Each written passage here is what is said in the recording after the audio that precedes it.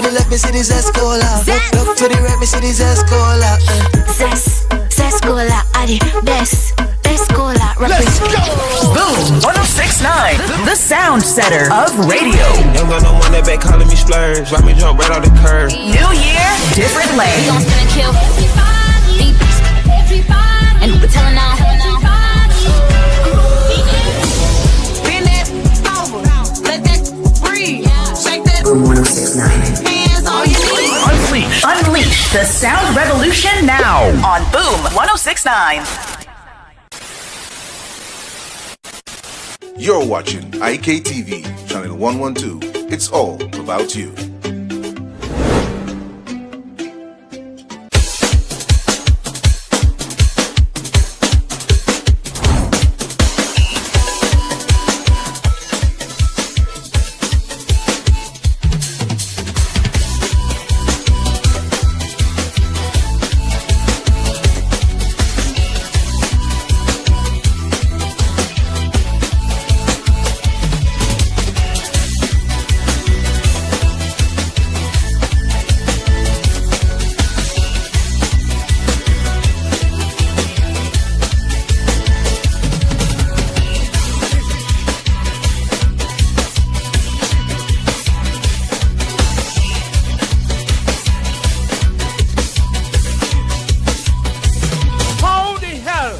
Can you not have an orgasm for that?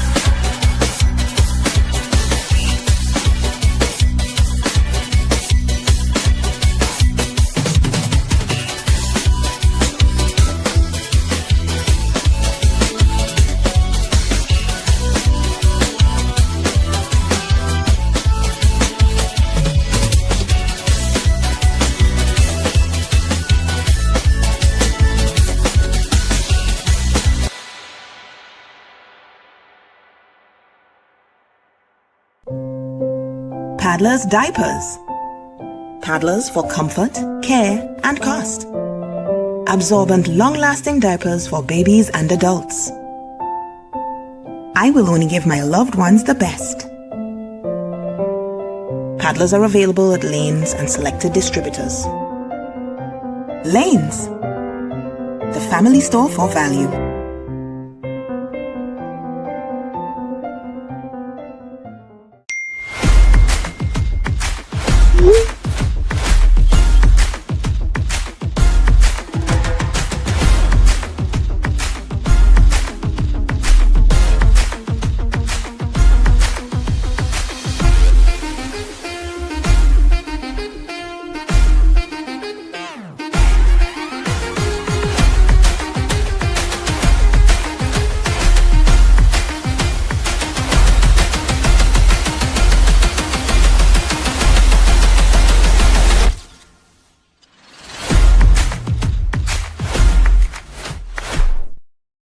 This isn't just a run.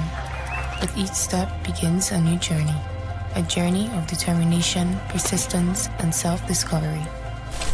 With each step, I am back on a quest to push myself beyond expectations, beyond standards. Each stretch, a reminder of the flexibility of the human spirit.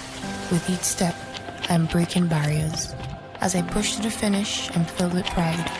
Not just for what I've achieved today, but for the journey that has brought me here. This isn't just a run. It's a testament to the human spirit, and I am here for it. Island Sips, beyond standards, beyond expectations, beyond water. Meet Mom. She's not just the wake up at the crack of dawn, make breakfast and pack bags kind of mom. She also gets her fitness game on. Yeah, she's the don't let anyone forget anything kind of mom. At the same time, she's the runs her own business, closing deals kind of mom, who finds time to get down and boogie with the kids after school, remodel the house, bake cake, host dinner, and even play her favorite game at the end of the day kind of mom. So let's celebrate Mom, because to us, she's so much more. It all started with a penny. For over 85 years, we have invested in our farmers, fishermen, people, and our country. When we were called to serve, we were here. We understand what is valuable to our people and our country. That is why we support all industries, including tourism.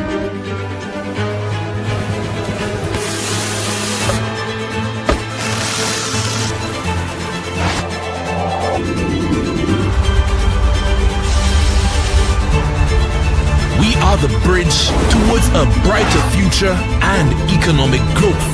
When our people, government, and businesses called upon us, we were here.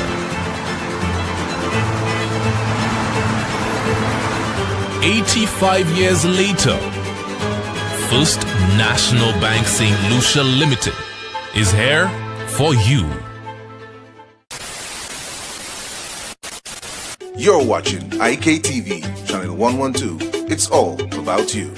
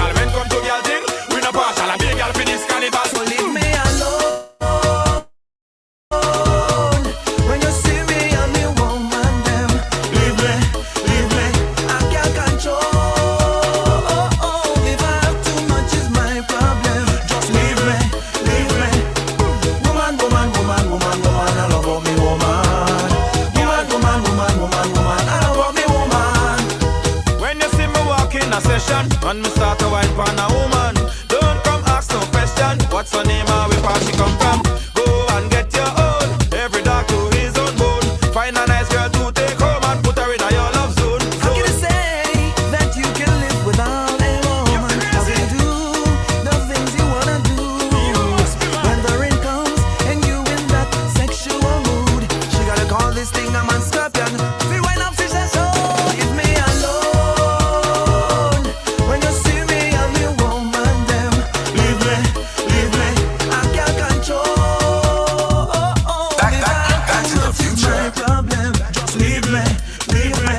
Me say the old and the film and the tight and the true. Well, if it ain't tight, it ain't right. Dark and the night, say the bright and the moon. I tell all you leave me.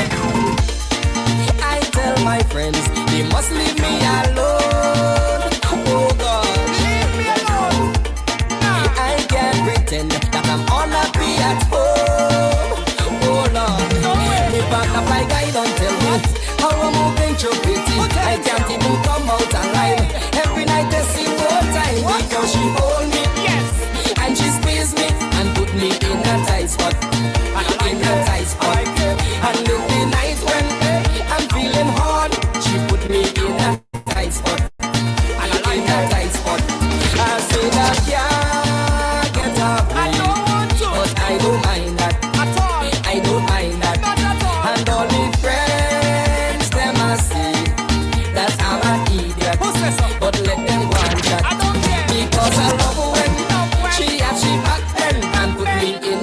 spot. What? In a tight spot. And in the morning, soon as I wake up, she put me in a tight spot. Oh, yeah. Girl, turn on the pressure. Make the place get hot. You're so fine, yeah. Take a joke in the center. Walk your waist, don't stop. You're so fine, yeah. I'm feeling good, girl, I'm feeling good. I don't wanna fight this feeling, girl, I'm in the mood, and I'm ready for food, cause my appetite is rising. Shake it, shake it, shake. Roll it, roll it, roll it. Turn it over, hey. Wine pan me, gal, whole night. Shake it, shake it, shake. Roll it, roll it, roll it. Turn it over, hey. Wine pan me, gal, whole night. Gal, turn on the fire. In your outfit that is so tight, yeah. Push back on me fender. When you work it, that feels so right, yeah. And gal, wind down low. Do it fast or slow. I love the way you're feeling. When the bassline flow, let the waistline go, and keep the pressure rising. Shake it, shake it, shake. Roll it, roll it, roll it. Turn it over, hey. Wine pan the gal, whole night. Shake it, shake it, shake. Roll it, roll it, roll it. Turn it over, hey. Wine pan.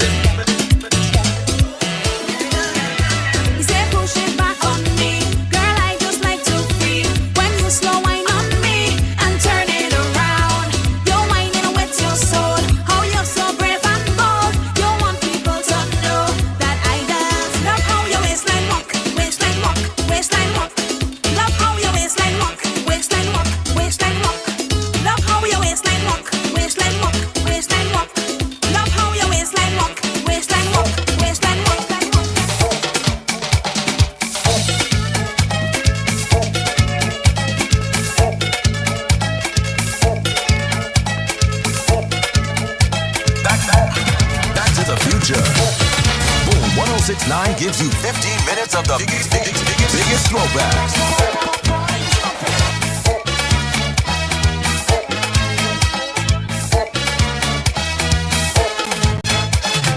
From the time I walk in this party, I want to boom boom after this, huh? Behold you, the way you move in your body, like you want everyone to see.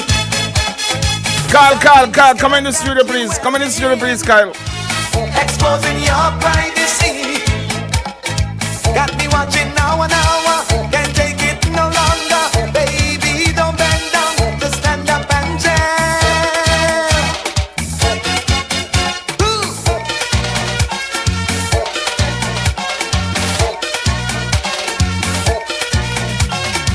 Oh baby, don't tease me.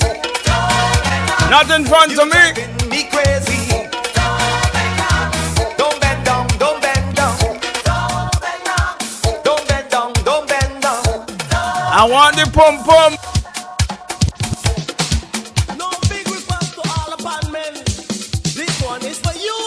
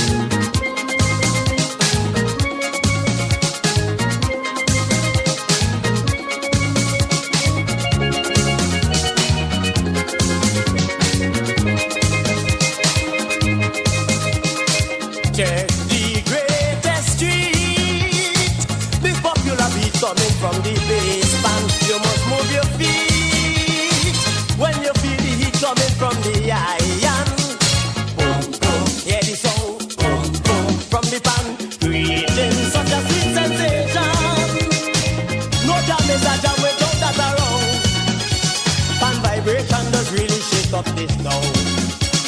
The melody is sweet like milk and honey. The bum bum sweet, the bum bum sweet. The way they play them notes does even drive me crazy. The bum bum sweet, the bum bum sweet. Make you lose respect when it's hard to get. Makes you such a stick like a fool.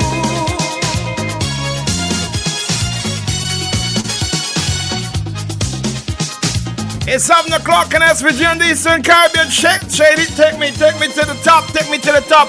Oh, sorry, I gotta leave the pum pum, but take me to the top, buddy. SVG starts with OMG in the morning on the trending station. Wake up with the real Badman Bing and DJ Shady. Girl, anytime I see that bouncy, I just wanna sing.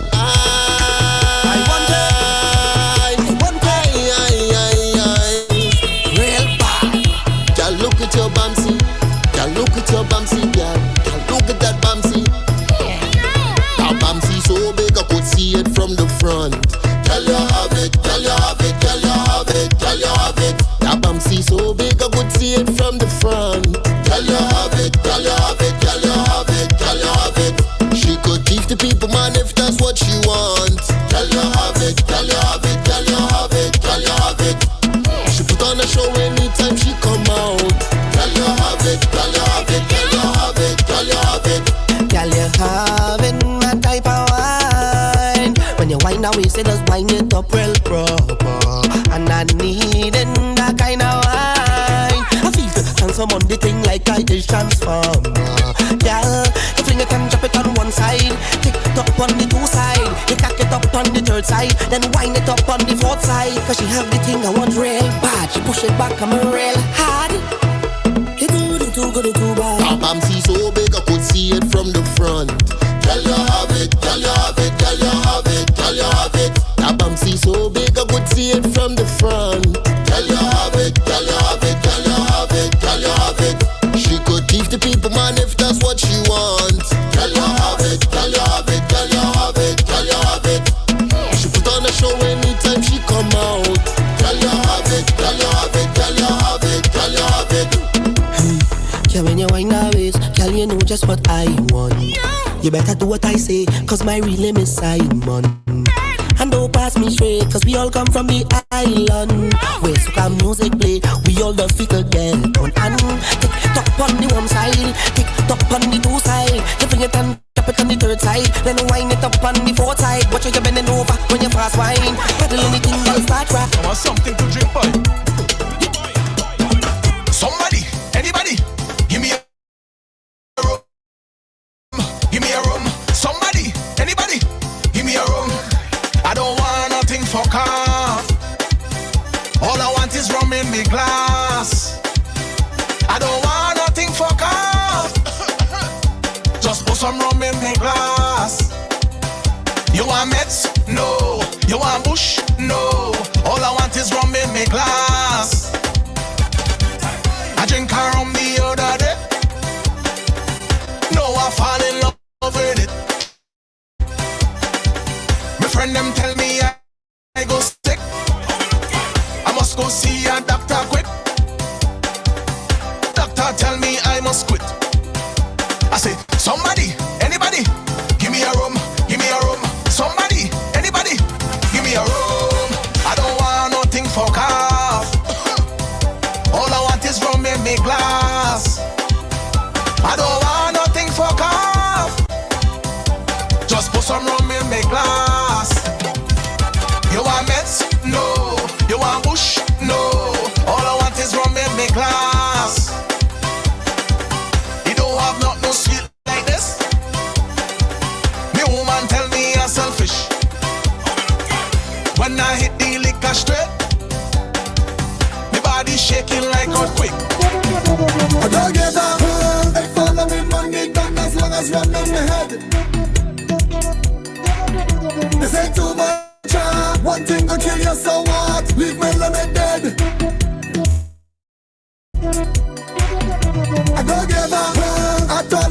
Acting hard as long as one in my head. They say too much, one thing will kill you, so what everybody had a dead. Don't knock it until you try it. Rum sweet, don't wake me if I'm dreaming. Rum sweet, don't wake me. All who don't like me being dead, they could walk away. And all who watching me, they could walk away. All who have something to say, they could walk away. All who don't like me, they could walk away. People let me drink and just walk away. If you tell yourself I'm missing carnival, you lie, you tell a lie. If you tell yourself I'm not drinking rum, you lie, you tell a lie. If you tell yourself I'm not going to get on board, you lie, you tell a lie. If you tell yourself I'm not jamming no girl, you lie, you tell a lie. Because when I reach in the party, I sure to jam up on somebody. Because when I reach in the fete, I just carry on with me family. I come out to play a mass.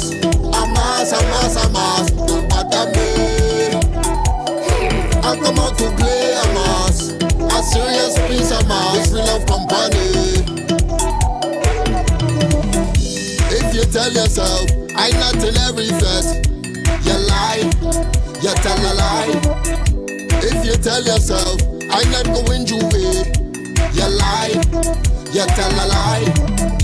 If you tell yourself I'm not jumping up in a van, you lie, you tell a lie.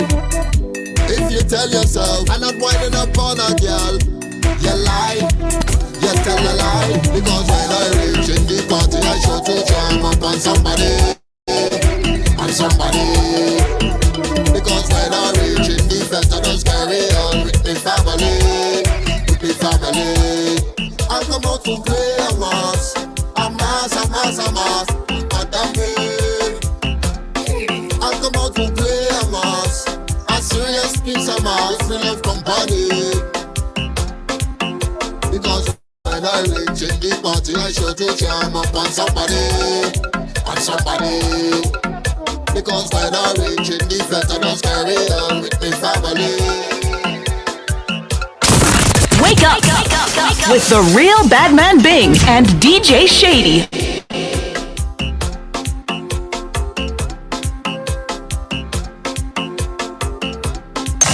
OMG in the morning, lighting up SVG on Boom 106.9. Morning to those of you on the live again. Welcome back inside another.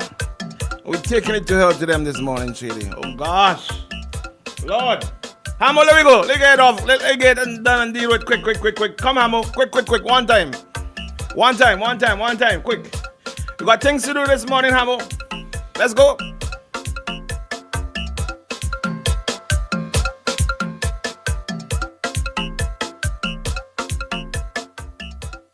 So I do this not just for him, but for me too, eh?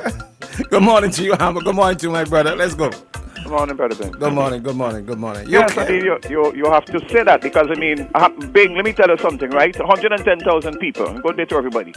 Who would really be concerned about Bing? You think Lon Sav love you? You think Friday love you? You think sometimes even if you go home, the children don't love you, they give you and put your poor home. We have to understand, Bing, that this is a time when we have to seek God guidance. I'm no hypocrite, but why is it that there is a change in Trinidad? Why is it that the people of Trinidad, there is a government now that is walking? Why is it that Donald Trump, even though he was hated, why is Donald Trump in power? Because for me, you have a politician that is a hard-working person that spend time. I mean, when you look at the reality of what happened yesterday, when I heard you said Shallow was coming on, I cried because for me, I've listened to him. I've called the people in Leeward. Hundreds of them are called. They said we don't see him. I called the people in the Grenadines. We don't see Dr. Friday. We don't see Terrence Olivier. I was part of when Friday and Leacock was literally going to run off. And I heard so much thing internally from the top people that they didn't want Leacock. This and it, we gave Dr. Friday a chance, and then after when Dr. Friday basically was given the leadership, not 20 people, because they used to send a handful of people said to give them. We were in a very dangerous situation in our country. Yesterday, did you hear Mr. Shadow speak about the devastation to our young children? Number 4 for rape in the Caribbean. Did you hear him talk about the reality of the devastation of the agriculture sector? Buddy, he wasn't on for that. He was on to speak about the CBI program. Well, let me just say this to you. Why are you going to come on to speak about something that, as I told you yesterday, Gonzalo is stupid? Gonzalo must know that the Citizens Investment Program is making money. Let me speak one thing and come up, because I really want this world to understand why I am on radio. And I'm saying, Bing, I love your children. And I think you might have a boy child, and well, of course, and you have a daughter. There is a very devastating thing, and I say, God bless Donald Trump. And I'm begging you all, take your all mouth out of Trump, because no politician here, other than maybe Anna, used to come close to Donald Trump. Call him worthless. But he cares about the people of America, because he is doing the work. There is a very dangerous situation with young children, and they're going to some of them basically say following the woke culture of the Democratic Party that we want to, that we didn't come in a right body. So God make you a boy, you want to come a girl, or God make you a boy and you want to come a girl. How the hell could we allow these things to happen and say we love God? And up comes Donald Trump and say, you know what, transgender, taking a 9, 10, 11-year-old, giving them hormone blockers to alter their genetic structure within the cell, to turn them, to take the genes, to turn them from a boy to a girl and a girl to a boy. And think about the very devastation of what is happening. Funding them with state resources. Funding them with state resources, not only for them to do the operation. 20 seconds, buddy, 20 seconds. A young boy. But also to take off their penis and to make sure they give them that hormone blocker to alter that. And Donald Trump has changed that.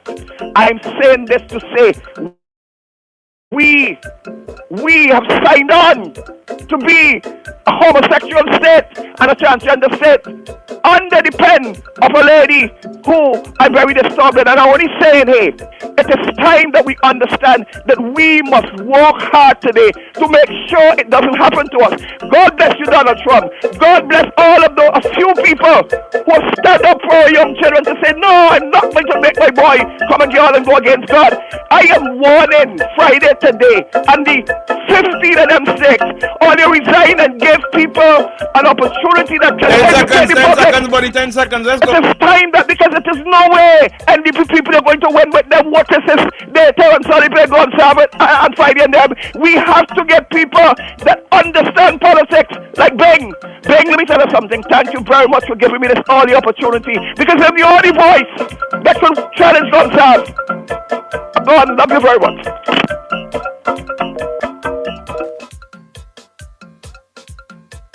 Bad boy, Hammer, I lift up the hand, I lift up my cup with the wrong hand because of something you say. My hand killing me.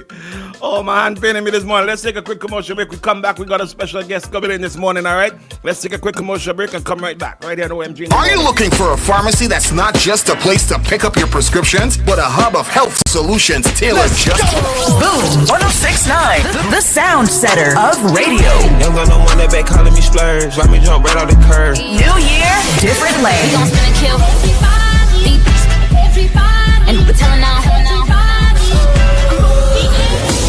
Bend that over, let that breathe, shake that. Boom 106.9. Hands on your knees. Unleash the sound revolution now on Boom 106.9. You're watching IKTV, channel 112. It's all about you.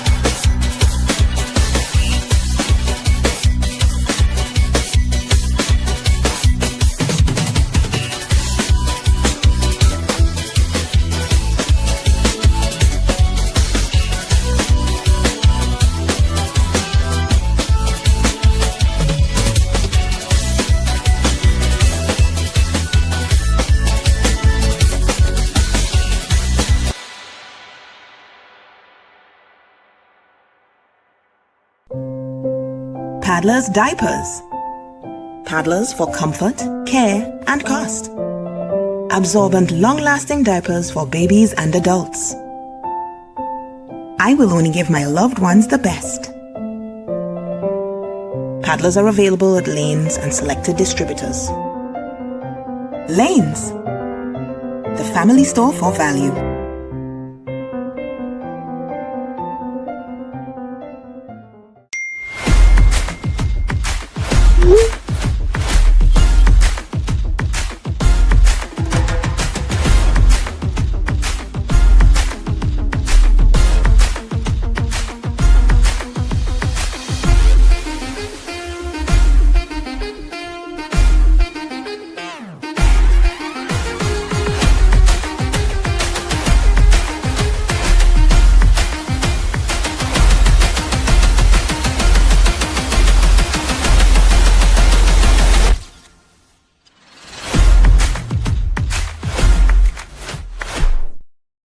This isn't just a run. With each step begins a new journey.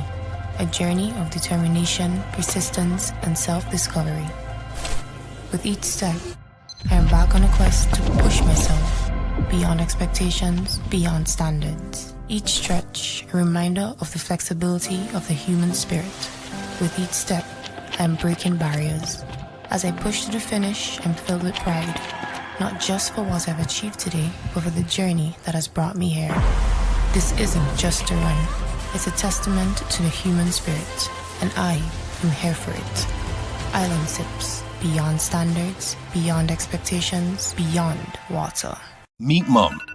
She's not just the wake up at the crack of dawn, make breakfast and pack bags kind of mom. She also gets her fitness game on.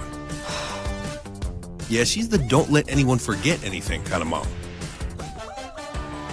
At the same time, she's the runs her own business, closing deals kind of mom, who finds time to get down and boogie with the kids after school, remodel the house, bake cake, host dinner, and even play her favorite game at the end of the day kind of mom. So let's celebrate Mom, because to us, she's so much more. It all started with a penny. For over 85 years, we have invested in our farmers, fishermen, people, and our country. When we were called to serve, we were here. We understand what is valuable to our people and our country. That is why we support all industries, including tourism.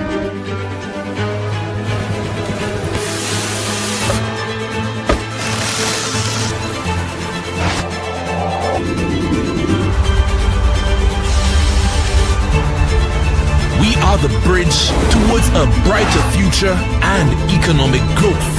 When our people, government, and businesses call upon free delivery, and see why nobody beats the General. Nobody. Unleash the sound revolution now on Boom 106.9.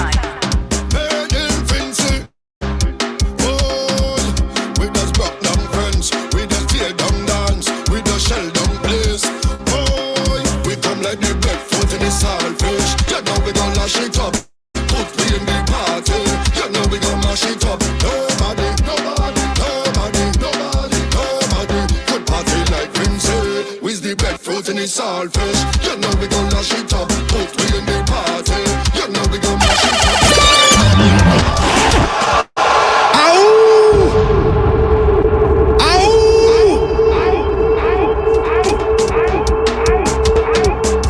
Who's that? Who's that? Check. Boom. Who's that? Skinny Fabulous 2025. Hey, so you all would have known by now that our special guest this morning is none other than my brethren straight out of Union Island, my country. Well, she didn't know about Union. Straight out of Union Island, Abden White. Let's bring him in. Bring him forward. Let's see him straight out of Union Island, my buddy Abden White. I remember, guys, bring bring him on top. Yes, man. Yes, my buddy. Good morning, morning.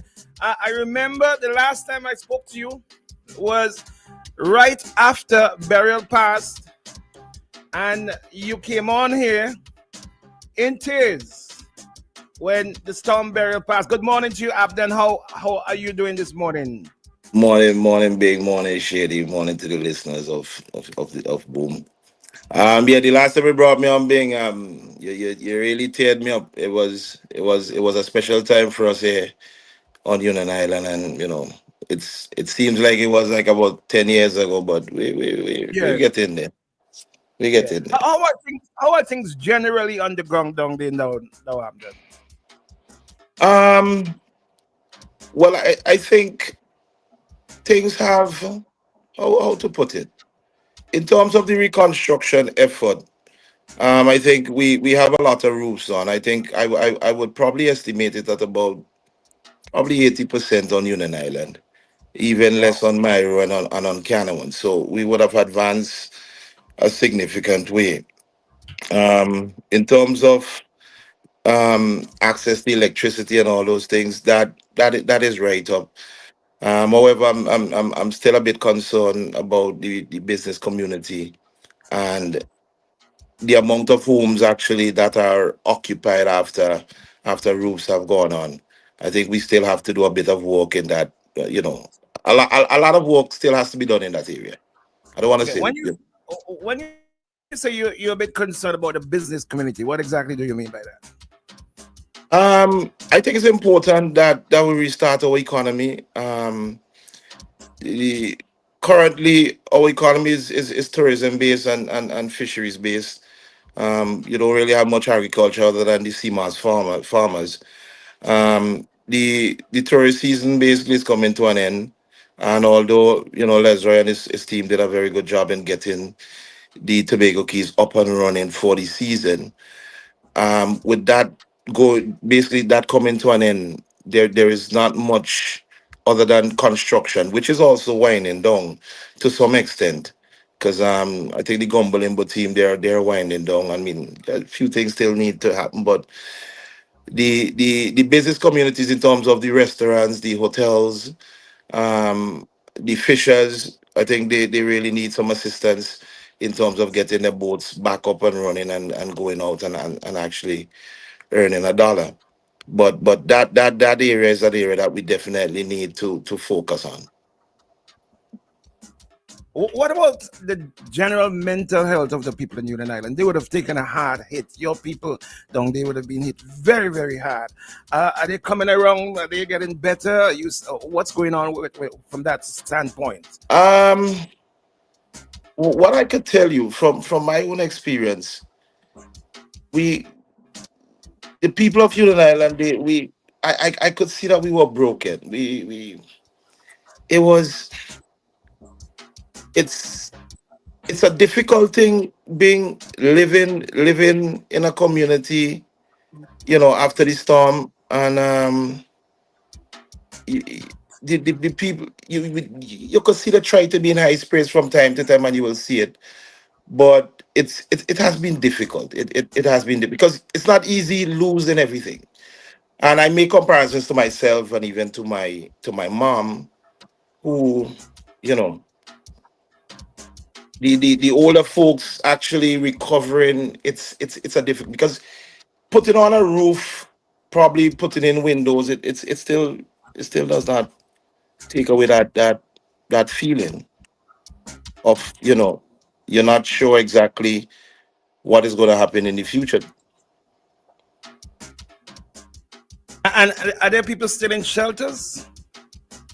There are a few persons in shelters. There's still a number of persons on the mainland. I am concerned about that because, from what I heard,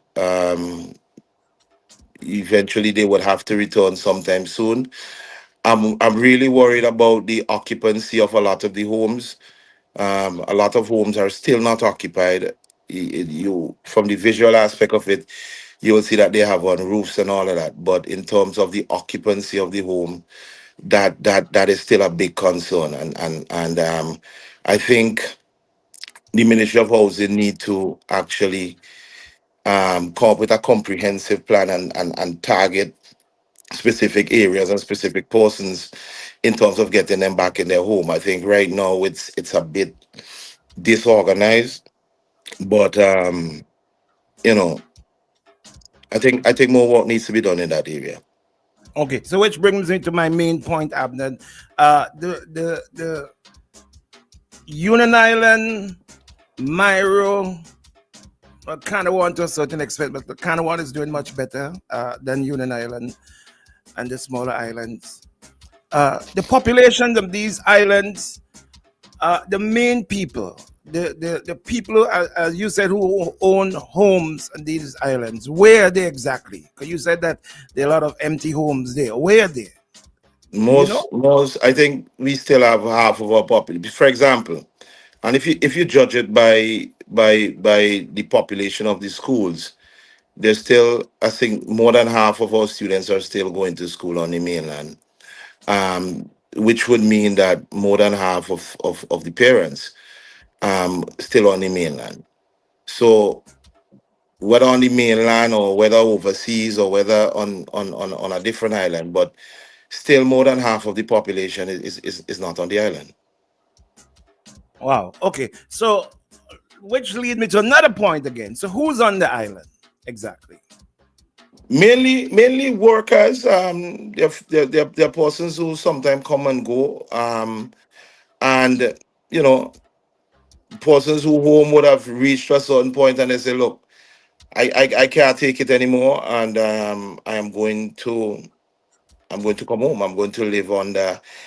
Look, there's a main shelter which is the Lawney Resource Center, but there's also one or two other makeshift shelters where people can live together as one, and still some persons find ways of getting along. As I said, the fact that the economy is not doing well right now, we have been able the government have been able to jumpstart the economy. And I think because of that, some people are beginning, especially now that the season is ending, they're now beginning to see some hardship, and they have to brace themselves for it. Wow. Okay, so you've got a lot of workers on the island, and Construction most workers. construction workers. Where are they from exactly? I mean, Most these of most of them most of them are from the mainland. most of them. Currently, we had set up a field hospital in the early stages, the core committee and on the Ashton Hardcourt, and right now I think that area is being used as a campsite, and some other persons are renting houses, and a lot of people are kind of bunking up to work. Okay, if you give me a ballpark figure about how many persons are down there from the mainland, that would be what, approximately what? I probably would say anywhere from 400-500 persons. That's a lot. I would Yeah. think. So that's 400-500 persons that are down there, and they've been there for how long? Would you say? Some of them would have probably come in, let's say anytime from October, November, because most of them were actually in Canawan. And then from Canawan, I think once Canawan was pretty much rebuilt, the focus then turned on Union Island. So most of those workers came over, especially with the Gumbo Limbo team, Right. and more persons are still coming and going. Okay. All right. I'm gonna take you to another area, but in a bit. But let me talk about you now. You have been very, very instrumental. You were the face of Canawan, of Union Island, of the Southern Grenadines, I may say. I don't think anybody can dispute that.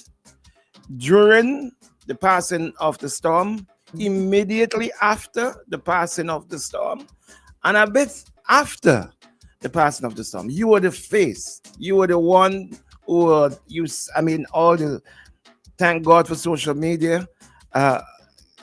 You were the one that we saw everybody was going through. You're the one that everybody was, crying. You're the one your name was being called. People are coming to you. We saw all of that on social media. Let's get into a bit of politics. I noticed you're wearing your red. I know that you're a member of the Unity Labour Party. You know me, like I go there, I go there, I go there. I mean, come on. I Is know you're a is member. is is is is orange? You know, I think I've worn It's out. orange, it's orange, it's orange. Yeah, Okay, okay, okay. over the weekend. I think when I see a red jersey, I might put that on today. But I slept in the orange one last You night. slept in the yard. So you be wearing more orange than red these days. No. I've been wearing. I'm still continuing wearing my red. All right, Still okay. continuing wearing my red. But a lot of persons, including myself, there are a lot of the discussions on the mainland after we heard that Comrade Snag wasn't going to run again, be the candidate again, that you were going to be the automatic replacement. What happened?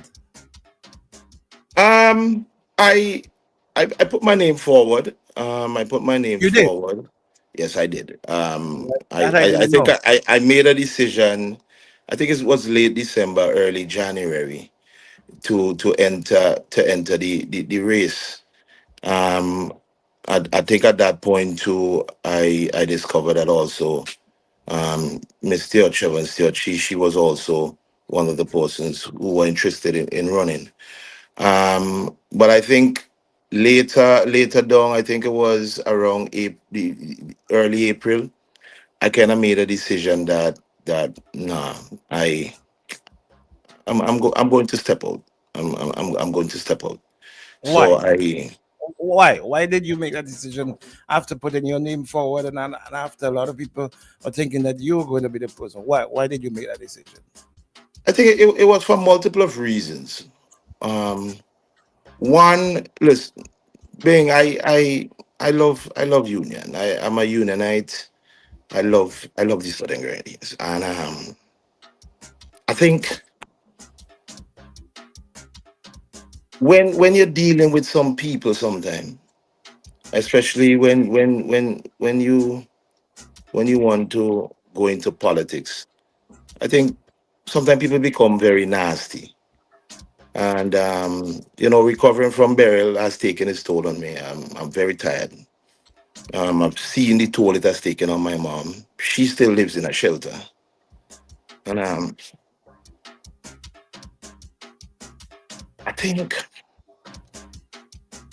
think I made a decision that look, I'm gonna step back. I can't deal with back and forth. They say that say people causing conflict. Some people who just come from wherever they come from. So I think I made a decision at that point. Look, I ain't it with this. I'm gonna step back. At that point, I decided to throw my support behind of Chevron, and that was that. But I know you're a very articulate person, Abden, and I'm not gonna settle with some people just come from wherever they come from. What do you mean by that? No, I look, Bing, and I think I know exactly the where you're going because I would have seen you on a live that I did on Sunday night, and look, I you know you if you know Miss Stewart, you would know the type of person she is. She's very aggressive. I think she and then Aggressive plays in in what way? position. I don't She understand what you mean. Aggressive in what? when she wants something, she goes after it. She goes after it hard. She goes after it hard, and the from I have received a number of attacks. I've received you know What um kind of attacks? no attacks to my character. I remember one time we had a discussion. And I said, look, I am out of the race. You're not running against me. They're still terrorists. They're still cozy.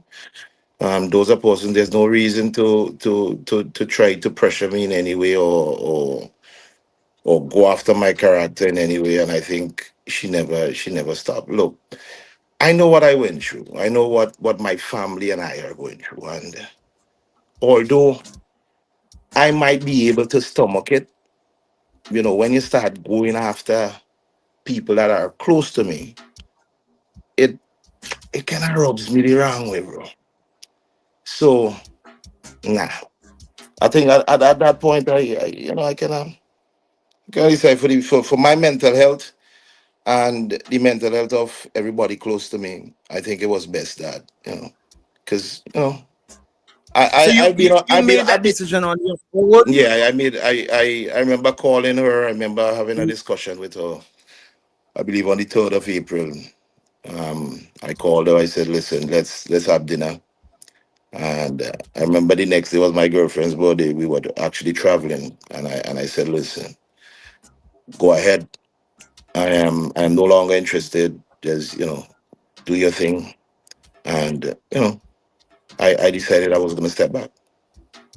Did you have any discussion? I don't think for some reason I think I'm a very popular guy on the ground. I mean, people will say good things, people say bad things about me. As I said, I'm born and grew in Union Island. If if if a war is coming to Union Island, I'll be the first guy if I'm overseas to run back home. And it's the same thing I did after Beryl. I ran home and I did whatever I could do to help my island recover. I heard you said on this live, and I'm going to give it to you straight, that you don't think you're going to vote in Union Island because you also have got a home on the mainland, because you're not gonna support her, the candidate. Nah, listen. If you indicated to somebody, listen. I told. I think I had a conversation with a sister briefly, who would have contacted me about probably not supporting their event for Carnival. And I said, listen, I support people who support me. And when you give a person one, two, three chance, listen, Bing, my family's pretty much still homeless, eh? And Chevron is in charge of housing.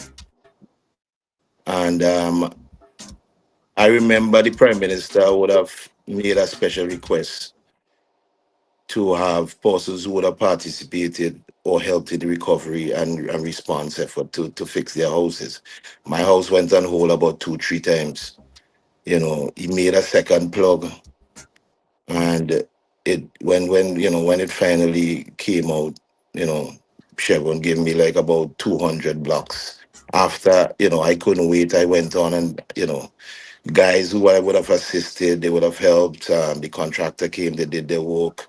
But, material was an issue, and so if I'm returning some material to somebody that I borrowed to get some work done because there was none on the ground, basically, and you have the person who in charge of housing using that opportunity to stand in the middle of the street and try to paint Abden White as a thief because he's storing a lot of material somewhere on Campbell when I would have borrowed it from a young man who's trying to build his house and who we are good friends. And he said, look, I'll give you this.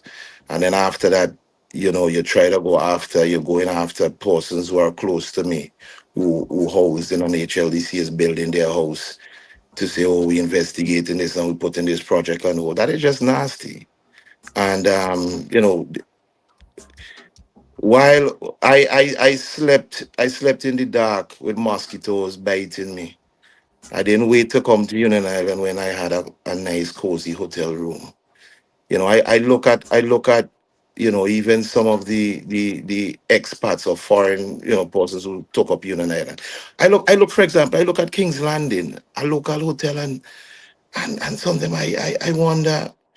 And because I've not been in working exactly helping out with housing since October, November last year. And there are a number of things that we need to get right. There are a number of things we got right. Hold on, you are considered a civil servant. You work with the government, right? That's your main job. Yeah. That's what. Yeah. Right. And Chevron is somebody I know, and I will reach out to her because somebody I know her as well too. You said that she's in charge of housing. I think she's the housing representative on the ground. I think probably a better fit for Chevron. I believe, and it's How is understand. that? Isn't she an employee in the Ministry of Health, or she's no longer in that Well, position? I think I saw a memo sometime, and I think she has now been assigned to housing to help with the rebuilding and the reconstruction effort. So she has a lot to say in terms of who gets work, who gets material, and I have received no material assistance for my house, for where it is today. Although it was under contract, I received no material. So I had to get my work done when rain, started coming, the decking, because I'm living in my downstairs. The decking started getting wet and water started coming in. So I did what I did. Persons helped me out however they can. And I think all I attempted to do was to return persons' material who I had borrowed, and it's like I got a knife stabbing my side. It's like, no, you can't do that. And I'm like, am I supposed to wait until housing come to give me the materials, or is the contractor supposed to wait 2-3 weeks? Is he supposed to send home his workers when workers are so difficult to get? And I mean, certain things like a simple phone call would have thing. But at the end of the day, look, Chevron is going to be the candidate. As I said, I pledge my support to Chevron, and I think the attacks never stopped. And as I said, I will continue supporting the party. I am hoping probably to have I'm renting an apartment in Bel Air. Curtis Right. King is a very nice guy, and I'm going to try to have my what do you call it? Sorry, You're gonna my have thing transferred transferred. So you transferred support, to you're pledging your support, but you're not going to. You don't want to vote for her. no. I listen. I listen. Bing, what I am doing here this morning, and what I have done, I am going to be under attack. I know that. There are some certain people who are going to come for me, and they're going to say all sorts of things, and the rumors are going to start, and they're going to try to bring me down and that. And I understand. I prepared for that. But what I'm saying is, when you listen, I lost my father about 10, 12 years ago, and when every day I have to look my mother in her face, and she has to say, "Look, I want to go home," and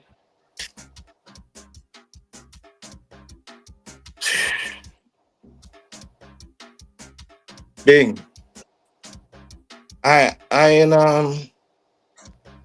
deserve this. The white stories of this, and but I ain't supporting nobody who ain't supporting me, straight up. You understand? If Shabani says she wants to tarnish my character, tarnish my name, pressure my family, you ain't giving no material assistance and you're making noise, and trust me, I've been patient. I've been very patient. I decided I was in a position where I could have got my house fixed, and I'm like, nah, there are a number of persons out there who need their houses fixed. The government put on my mom's roof sometime last year, I think since September, and I bought the windows, I put them in. We currently doing some work on the house, and but listen, and there are other ways that I could help doing things in the community, and I think I want to focus on that. And leave politics. I'll vote for somebody who appreciate me. As I said, my mom, she fell down the other day, and she was heading to the doctor. I don't even think Curtis know who he picked up, and he picked up her and my daughter and gave them a ride. Those are the type of people we need. We need. I support people who help people even not knowing who they are. Not only those who are in high society, or not those. We have to be careful how we speak to people, how we speak about people. And I have had time to observe. And as I said, I'm a big man. Um, I make my own decisions, and I'm going to support whoever I want to support. Okay, stay right there. We got Kongs. I don't know if he may want to, if you have anything to say on this, because I want to ask you some other stuff. Let's bring Kongs. Jabba Thomas is now time for him. Shitty, let's bring Kongs in. Plain talk. Talk now. Plain Talk with Jumo Thomas. So much things to say right now. All you talk now. On OMG. Council, you there? Can we bring Council forward, please? Good morning to you, Council. You smiling. Good morning. Good morning, Bing. Good morning, Shady. Good morning to my friend and my brother, Abden White. Good morning, most of all, to the people of St. Vincent and the Grenadines. Morning, Jomo. Jomo is my good friend, Bing. Very, very good friend. My friend, my brother. He hired me, but he don't pay. Bing is the first man. Is the first man. Is the first man give me cornfish soup to eat, you know. Cornfish. And it tasted good. I must say so. I must. I want to ask which case he hired you for, Council. I don't know if it's the one with the Venezuelan who was supposed to come back. I don't know if it's that one. There's. Well, had he hired me for that, he would have been a little richer today. I told him what to do. But he was a party man, so he took the party line, and then the statute of limitation ran. I'm still a party man. You should be. I'm not. I'm sorry for you though. I'm really sorry. Listen, I sorry for myself too. I feel your pain. But you will recall. I hate to dance, but I could say that I've been telling you so. Listen, I remember talking to a good friend of mine who was once supposed to be a political candidate for the ULP, for the party that I support, and he said the most attacks he have received is from ULP people, and I think that is something in the party that we need to stamp out. The process needs to be a bit more uplifting. If we have differences of opinion, we need to deal with it in a different manner. It doesn't make sense we try to pressure and put a knee on somebody's neck. That ain't nice at all. I've done. You're still a very naive man. Yeah, I am. But you are my friend, you are my brother, and I will continue to counsel you. But Bing, I really don't want to talk. I really don't want to talk about Abda, because if I talk about Abda, I will cry. So I want to talk about. No. I want you to talk about not necessarily Abdan personally, but the situation in the Southern Grenadines. You've made certain recommendations, suggestions, and all of that. I don't know if Abdan was aware of certain things you said. There's a voting situation. I am on record. I am on record of saying that the ULP is trying to steal the Southern Grenadines. And they're trying to steal it because you had an emergency that arose out of the July 1st Category 4 Hurricane Beryl. And people were moved in emergency. And many of those people, Abdan may know better than I would. Many of those people are still displaced. That's what he said. Abdan, who, I wasn't listening from the beginning. Abdan, who was front and center of that effort, is telling you here now, well, boy, when I had the opportunity to do for myself, I didn't do for myself, I did for others, and then I started to get all kind of pressures, and they don't even want to assist me now. Well, Council, before you go, because I want you to continue in where you're going, right? Abdan said that there are about 400 to 500 persons from St. Vincent, from the mainland in Union Island, and there are a lot of empty homes in Union Island, which shocked me. I wasn't aware of. I asked him since when? He said since about August thereabout, right?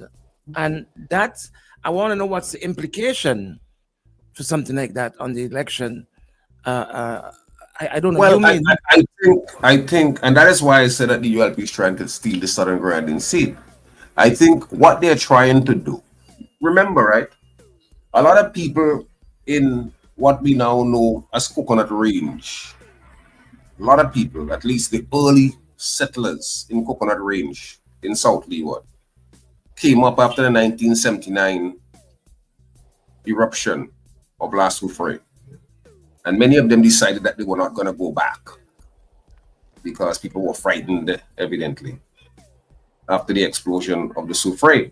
And here we have another emergency where people are forced to move, but yet you are talking about organizing an election in a way which requires people to go back into the scene of trauma to exercise their franchise.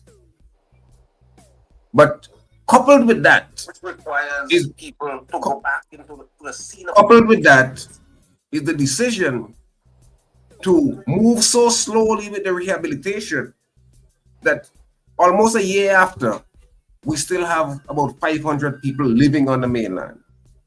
And the government boasts, well, you know, we are taking care of them. We are paying for this and we are paying for that. I think some of them are in hotel rooms, some of them are in rented places and so on and so forth. And all of that is designed to ensure that some of these people make a decision, well, we ain't going back. I mean, I don't know, they can't know precisely the political persuasion of some of these people. But assume for a moment that some of these people are traditionally opposition supporters. The best thing to do, and this is not, I've heard nothing in the public domain which says this is going to be done for the elections, is to say, because we have a medical, an emergency that arose as a result of burial, and because people are displaced, we are not going to ask people to go back to the point of trauma, because they may have to go back, they may have to travel down on the morning or the day before, there may be bad weather. So all of that, you simply say from early o'clock that on election day, all the people from the Southern Grenadines who moved as a result of the emergency occasioned by burial can go to some place and vote for the constituency of the Southern Grenadines. So for example, let's say Peace Memorial Hall. All of those people know that they can go to the Peace Memorial Hall and they can cast their vote as a resident, as a constituent of the Southern Grenadines. None of that is in the public domain, and part of it is because they want to dissipate the vote in the Southern Grenadines, or they want to spread it all over the place, telling some people, oh, you know, if you're living up here for 6 months, you could vote up here. I've done just said, boy, I live in Ville. I may make an option to vote in Ville, and that is what the calculation is, because it can be no other calculation, understanding that a party that has not had a chance since that seat was created, I think in 1989. So for 36 years now, they have not had a chance, right? But are now salivating that, boy, we could steal this one. The guys are literally, when you hear Gonzalez talk, he's literally salivating that he can steal that seat, which must be unconstitutional. Must. Yes, now. And what about the workers that are down there from the mainland as well to council? Well, that's the other problem, you know. So there's this calculation now that some of these people who are down there may be advised to vote down there, because all of this, you can be sure this is there's a lot of calculation in this. Huh? Some of them may well be advised, most of them may well be advised to cast their vote. They haven't been there for 6 months. And then you end up snagging a seat that you had no chance at all of winning in a normal situation. But I did raise that, I mean, we don't have any policy organizations in St. Vincent in the way in which we have in other countries. You know, you have a very litigious country like Trinidad or Jamaica, you could, or even St. Kitts, you can be sure something like that would have been taken to court already. In the United States, you have the New York Liberties Association and so on and so forth. All kind of public policy organizations that take these matters to court. In St. Vincent, we literally have to rely on, because everything is political, you may want to say that the political party should have to do it. But the fact of the matter is that this government should not even be thinking any such thing. And it shows that they have no democratic bona fides. None, zero. But what are you do? I did say we live in a desert, an intellectual desert. And nobody picks up on these things because we skin with teeth and we laugh and we don't look for democratic best practices. But there's something called gerrymandering, though, Council. Could this be a case of? That is I am talking about. I am talking about that. But I didn't say gerrymandering. But the vast majority of people, gerrymandering is an American concept, and the vast majority of people may not know or appreciate what the term gerrymandering means. What it simply means is to draw your constituencies in such a way that you are creating a benefit for the people who are drawing the constituency. That's what gerrymandering means. But Bing, Jomo. Yes. Listen, while I agree with you that everyone who would have been displaced from the Southern Grenadians should be allowed to vote, I totally agree with that. In terms of the ULPs trying to steal the election, it wouldn't even make sense, and I go explain to you why. The vast majority of ULP supporting the Southern Grenadians is in Clifton, and that's where most of the displaced persons are from. Most of the persons, historically. I think we lost him. Abdaniel, you there? I see your screen is back. But Council, you can continue until he gets back in then. Oh, he's back. Yeah. He's back. Go ahead, Abdan. Or he just came back and dropped out. Somebody was trying to call me. Snag would have won Clifton several times, every single election, and he would have lost Ashton. So if the ULP actually is trying to keep people out, it doesn't make sense keeping the Clifton people out because those are your voters. But I didn't say that's just the fact about it. I did not say that. So going that far to say that they're trying to steal the election, I definitely won't agree with that because it doesn't make sense. But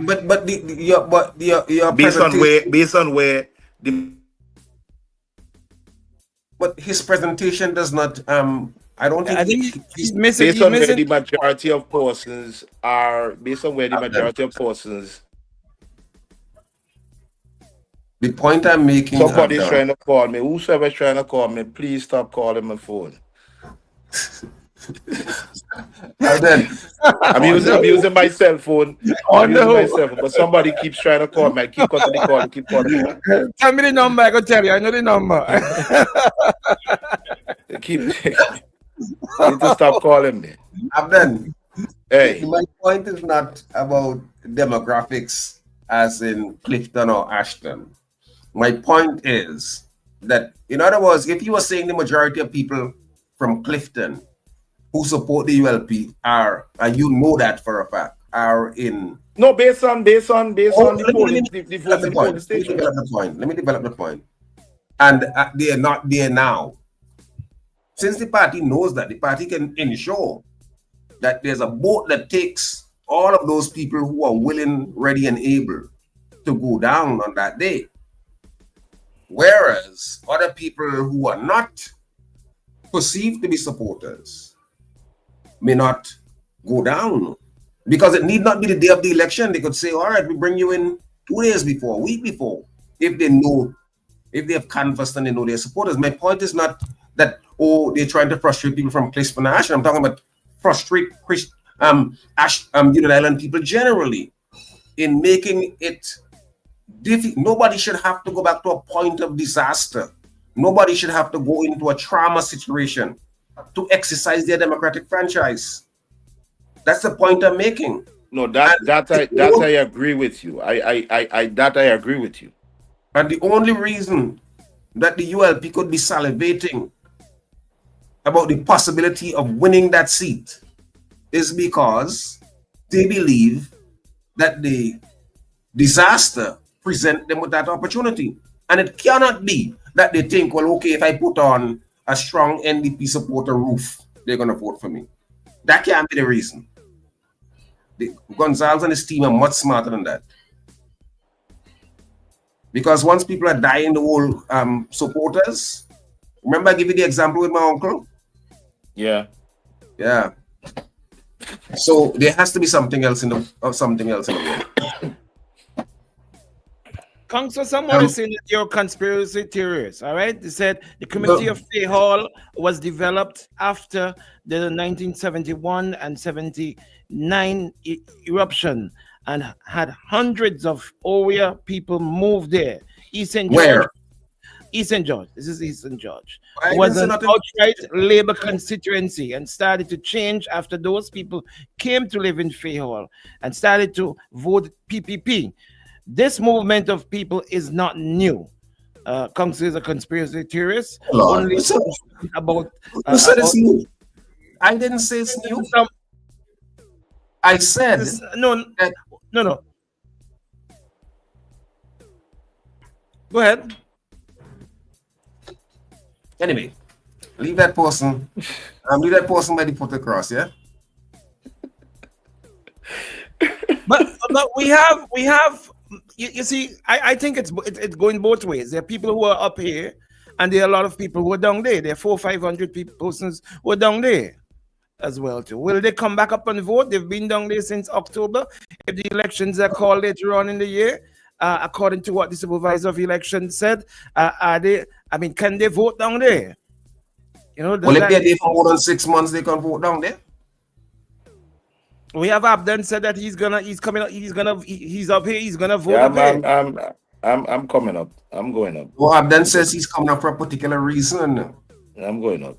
Some people are going down for I want to vote. I actually want to vote. And I'm not voting for Chevron. That's a bold statement they have done. No, I'm telling you. I support people who support me. Do you think that, according to what Council is saying, Abden, there has to be do you think the ULP, Abden, do you think the ULP stand a chance of winning this seat? I know you're a ULP man, but Council is saying that they're salivating, there's gerrymandering taking place. Do you think that the ULP stands a chance of winning the election based on what you know is happening on the ground? You're a man on the ground, you know. Who is from Union Island? Listen, any ULP candidate running based on the outcome of the last election, Snaggy would have gotten roughly about 526 votes. Olivier would have gotten 1153. Right, somewhat right. So any ULP candidate has to make up that difference. Is an uphill battle. In terms of replacing roofs, I think the ULP has done a really good job in terms of replacing roofs and getting the electricity back up and all of that. But however, I would wait until the campaign officially start to make my pronouncement on that. I'm still not able to judge the mindset of the people to know exactly where they are. Because right now, you said that these houses are empty. You said that. Yeah. But persons might be grateful that they got a roof. And I think the fact that Chevron is now responsible for housing, the party is probably hoping that persons recognize what the government did. Abden, think about what you're telling us here, right? A lady is a radiologist. The party springs up on the people of Union Island. They move from hospital to the Ministry of Bordeaux. Listen, I don't want to think about it. Isn't that perverse? Listen, I think one, I don't think she is suited for the position that she is in. Wait. I think, look, we need our health services in Union back up and running properly. The North Selina Crown Hospital is up and running. Probably the best thing she could probably do is focus on getting the Ashton Clinic up and running, getting dental services back, and getting radiology services that she would have promised is coming to Union Island up soon. I think that probably would have been most fitting. Housing right now, I think they need proper guidance. I think they're kind of all over the place, and they need to refocus properly.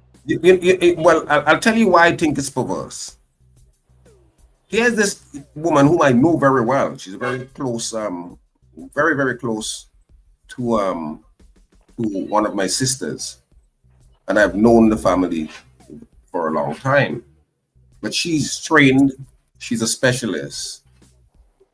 And to show how the party thinks about our people, they take her from hospital and put her in the Ministry of Housing. So she's now supposed to be associated with whatever benefit a constituent is getting. So it's no longer about the national interest of bringing people back to try to heal them from the trauma. The benefit is now attached to someone who is supposed to be paid in return for using government resources to help somebody who has experienced extreme difficulty after the passing of a Category 4 hurricane. That is... Anyway, I got to go. I'll leave you all. I got to go. But those are the things that concern me with our democracy. It cheapens our people. It makes us into vote. The attempt is to make people into voting cattle, and that can't be right. Being next time you bringing me on, leave off Jomo for me, please. I don't want to be on. Jomo is your lawyer. Jomo is your lawyer. I don't want to be on. I don't want to be on with Jomo. What you should do? You should come on Voices next week. I'm just joking, though. Oh, no, you can't be promoting another thing on my thing here. I wouldn't do that to you. I wouldn't do that to you. You see what you're trying to do? You see what you're trying to do? You're gerrymandering. You're trying to gerrymander, right? Who knows? It might be a good time. It might be a good time to do another program on Voices. But let's see what happens. No. And don't go Abdon, okay? Stick around. I've come to thank you very much. Tomorrow you can get into what you wanted to get into. All right, Shady, let's go to the top. Right. Yeah, all right, cool. Yes. Stay right there for me, Abdon. SVG starts with OMG in the morning on the trending station. Wake up with the real Badman Bing and DJ Shady.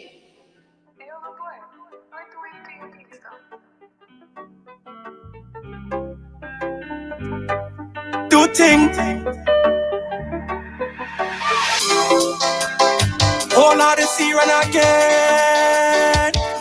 Precious, see me girl right there. Look me girl right there. Then see up right there. Girl, the way you're winding up on me, you're different. You're different. Girl, come here, let me see. You're different. You're different. Girl, the way you're winding up on me, you're different. You're different. Girl, come here, let me see. You're different. Cause when you put your hands around me, girl, you make me heart stop and my body tremble.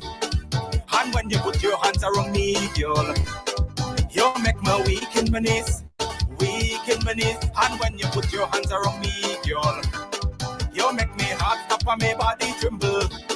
Yes, when you put your hands around me, girl, you make me weak in my knees. All I do, girl, the way you're winding up on me, you're different. Play that intro. So we're back with my brother in Abdon. Let me just say that I am going to reach out to Miss Stewart at some point. Definitely going to have to reach out to her to get what's happening down there, because Abdon, you no longer in charge and doing what needs to be done. So I'm going to reach out to her, okay, at some point.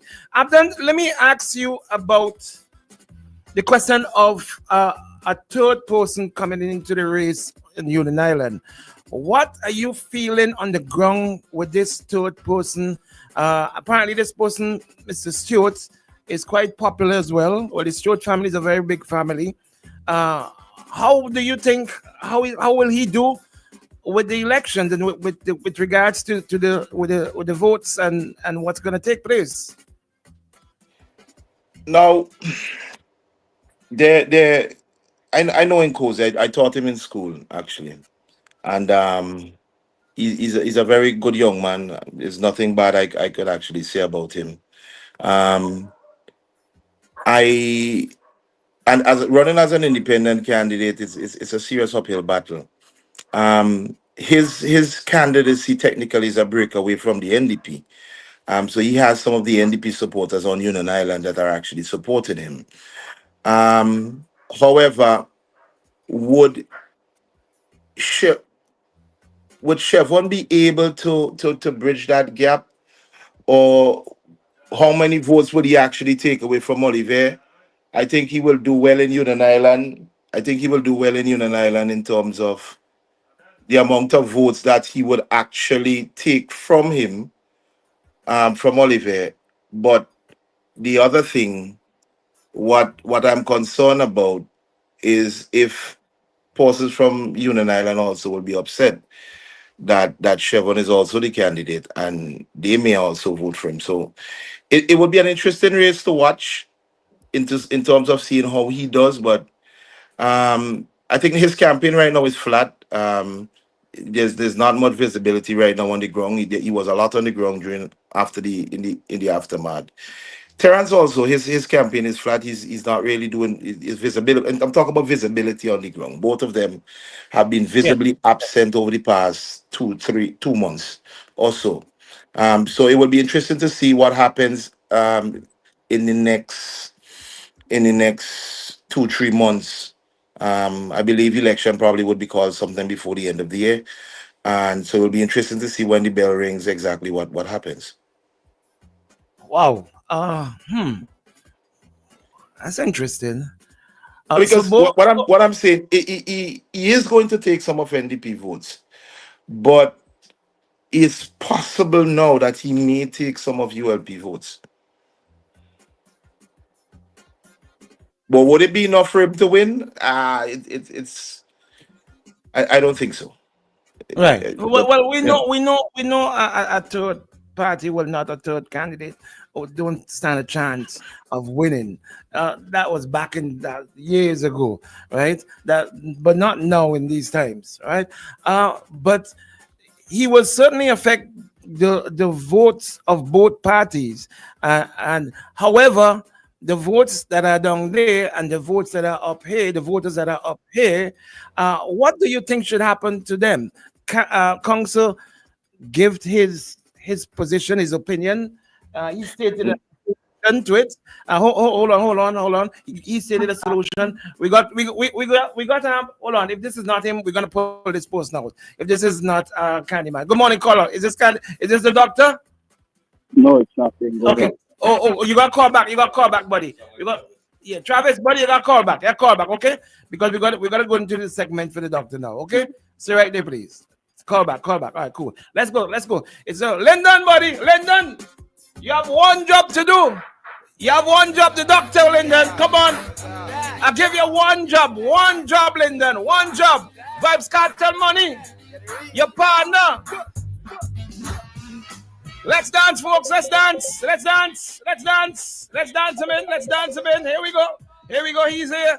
He's here. He came in the same way that Skunk did. Let's go. Good morning. Well, there's a whole comrade scene now. The DJs are comrade. The two guests. The two guests, comrade. What the tag team on me this morning, boy. Yeah, you surrounded, boy. You wearing red? Good morning, my comrade Shady. Go answer. Every day I feel sorry for you, comrade. I feel sorry for you every day, comrade. You gotta walk with these people. You gotta put up with all this mess. Oh God. So we're saying, When we're it, saying, when it, we're really saying, the guest is a mess. Comrade Shady, I'm talking to me, comrade. I don't want you button. Comrade Shady, when you finish, we gotta baptize you again in some red water. You know what I mean? Some red water. We gotta baptize you with some Campari. So red water is blood in her. Careful. Careful. Yeah, Some Campari. them boys planning to take you out to the Shady. Not under my watch. Good morning, my brother. Good morning to Comrade White as well. Comrade White, good morning. Well, you had me frightened a bit. I find you big enough, Comrade Shady. I say, boy, like candy man vexing me this morning now. Hear when he's talking. He's talking. Oh, I can't hear him. You can't hear him? How come you can't hear him? But Council was hearing him. Him and Council was on the live. But he's on the live stream. You can you call it on the live stream? You don't know? I don't have the link. I can send you the link. You're too short. You're too short to figure that out. No. That's all right. We were gonna send you the link. Okay, let's go. Abdon, are you hearing him? Yes, I'm hearing him. Yes, I am. Okay, all right. Abdon is hearing you, but he just can't. Good, very good. He can't hear you, Abdon. So let you go. Go ahead. Like it like that. You're too troublesome. Old man, and I feel this thing here rig, and the people they love to talk about how to rig things. So they know exactly how to rig everything, Anyway.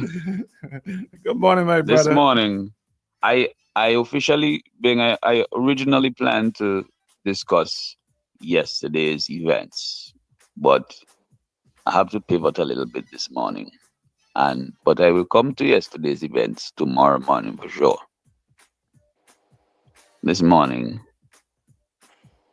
first of all, I want to indicate that we don't have any drama inside the ULP.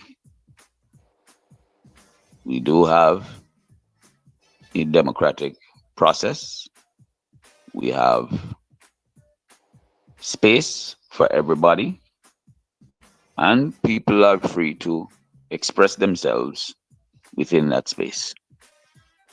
And so I'm not going to get into any back and forth over how people feel personally. Those things will work out internally.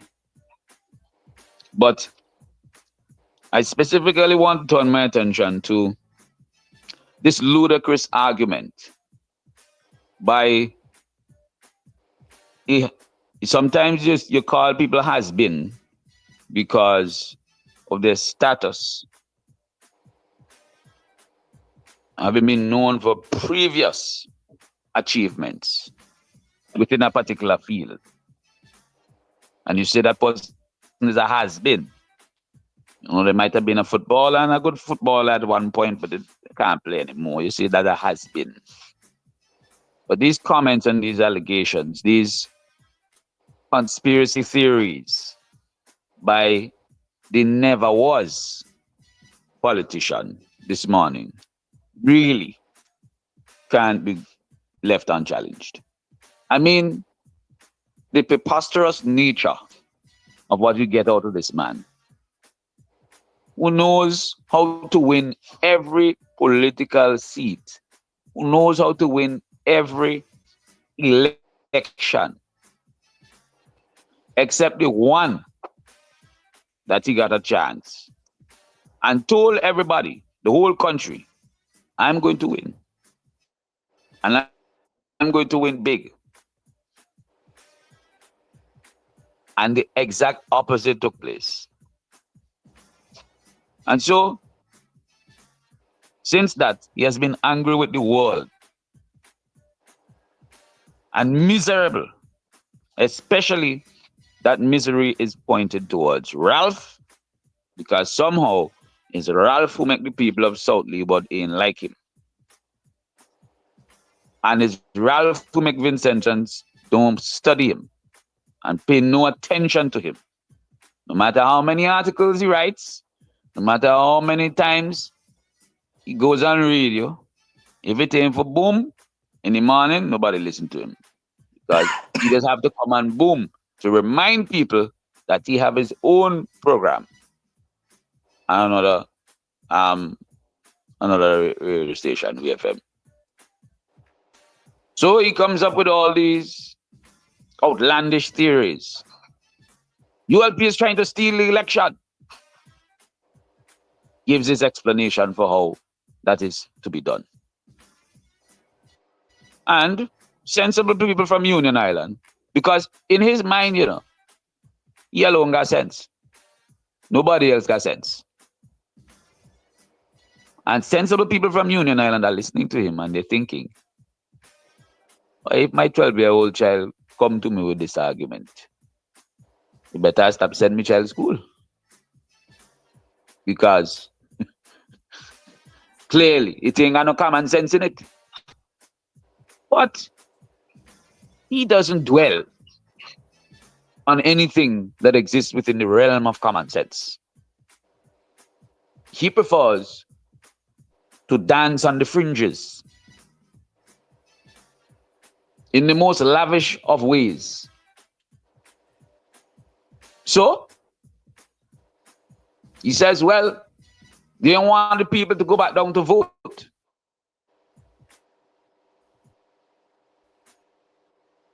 And then he says,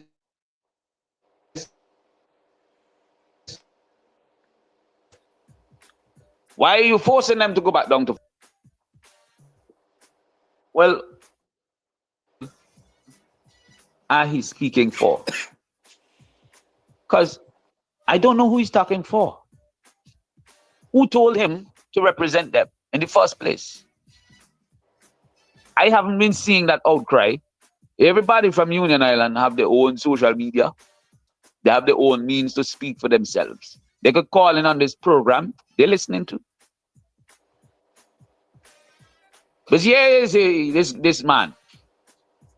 He on the mainland whole time. He's ready to run down Siobhan Stewart and run down all the work of the administration in the Grenadines. He comes on initially to say, I really think that this is a part of the plan. They're not fixing the roofs. They're deliberately moving slowly, This is a part of the plan to win. He's corrected. No, this can't be part of the plan because the roofs are being fixed. He says they don't like the people. That's why they're not fixing roofs. That's what he says. And then he comes back later to say, the Ministry of Housing is the Ministry of Bordeaux. Because that's who he is. He likes to look down on people. He likes to feel that he's aloft, And he might be British or might be American. You never know. He wants to look down on everybody else. So in one breath, you really should be fixing these people's roofs. In the next breath, you fix the roof, man, that is Bordeaux. So all you people in Canawan, in Union Island, in Myro, who've gotten your roof fixed, you should feel bad. Because that's what really that connotation is. When people told you back in the day that you get Bordeaux, it's an insult. And he knows fully well it's an insult. It's meant to insult the people who get the roofs fixed. The Ministry of Housing, according to him, is the Ministry of Bordeaux. You shouldn't take it. In fact, what you need to do is take all the assistance that he himself has provided. We all know how well he has assisted the people in the Southern Grenadines. He's been up and down since July 1st, helping everybody he can. Surely, he hasn't been just parroting a particular narrative on radio. Oh, no. Surely he hasn't just been parroting a particular narrative on radio.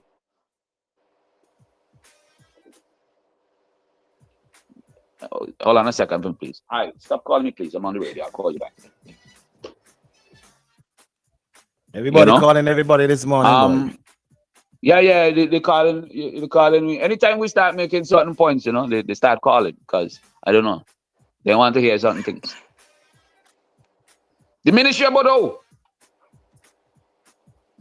I called in and gave some statistics. Canada 1 is practically back to normal. And he says, you know, you still got people in shelters a year after. Well, yeah, we are 20 years after Katrina hit New Orleans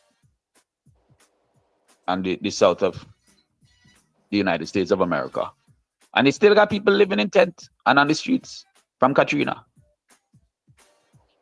But 1 year after, St. Vincent and the Grenadines, which does not have a tenth of the resources of the United States of America, you want everybody to be back in their home. Everybody must be out of shelter. It's preposterous. And he knows it, but he thinks that everybody dotish. He alone got sense. He is the great bear Nancy. The work continues to be carried out. And what he's doing is spitting in the face. Spitting in the face of all these hard-working men and women, trying to trivialize it as it's down to Siobhan Stewart alone. Really? So Siobhan Stewart alone and fix everybody's roof. I mean, this is how dumb he sounds.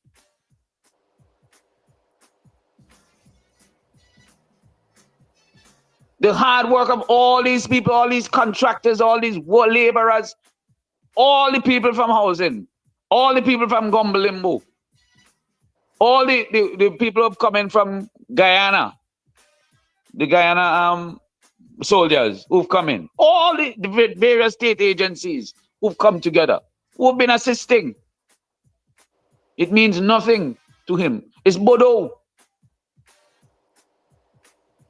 I mean, when you meet a man like this, at his age, to have so much bile and bad mind, you really have to ask yourself, where we going?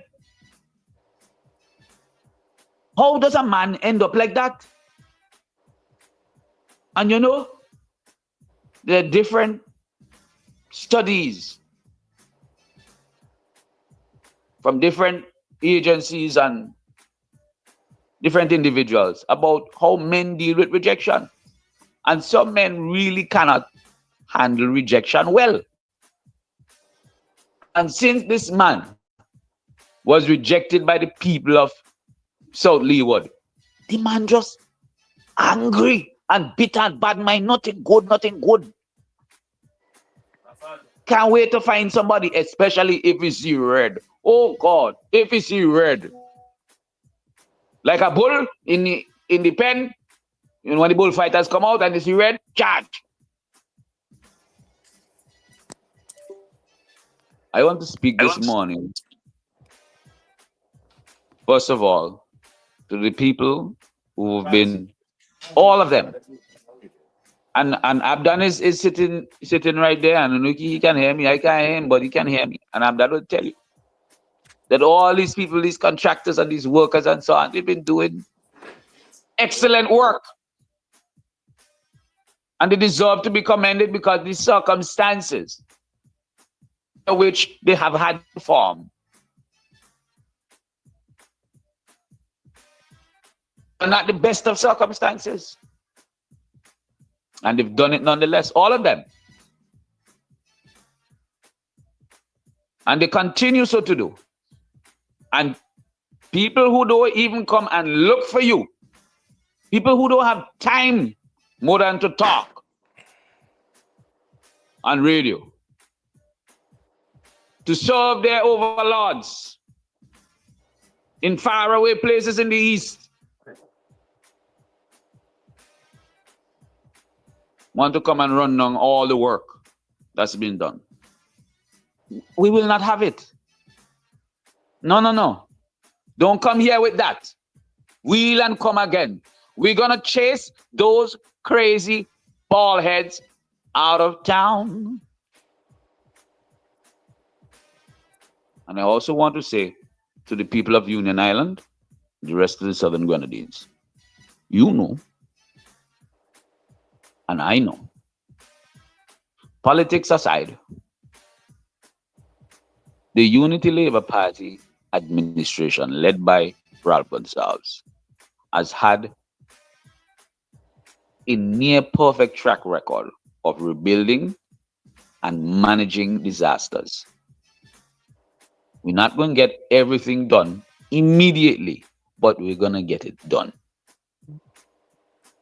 And these people want to discredit the work because they see it as being done.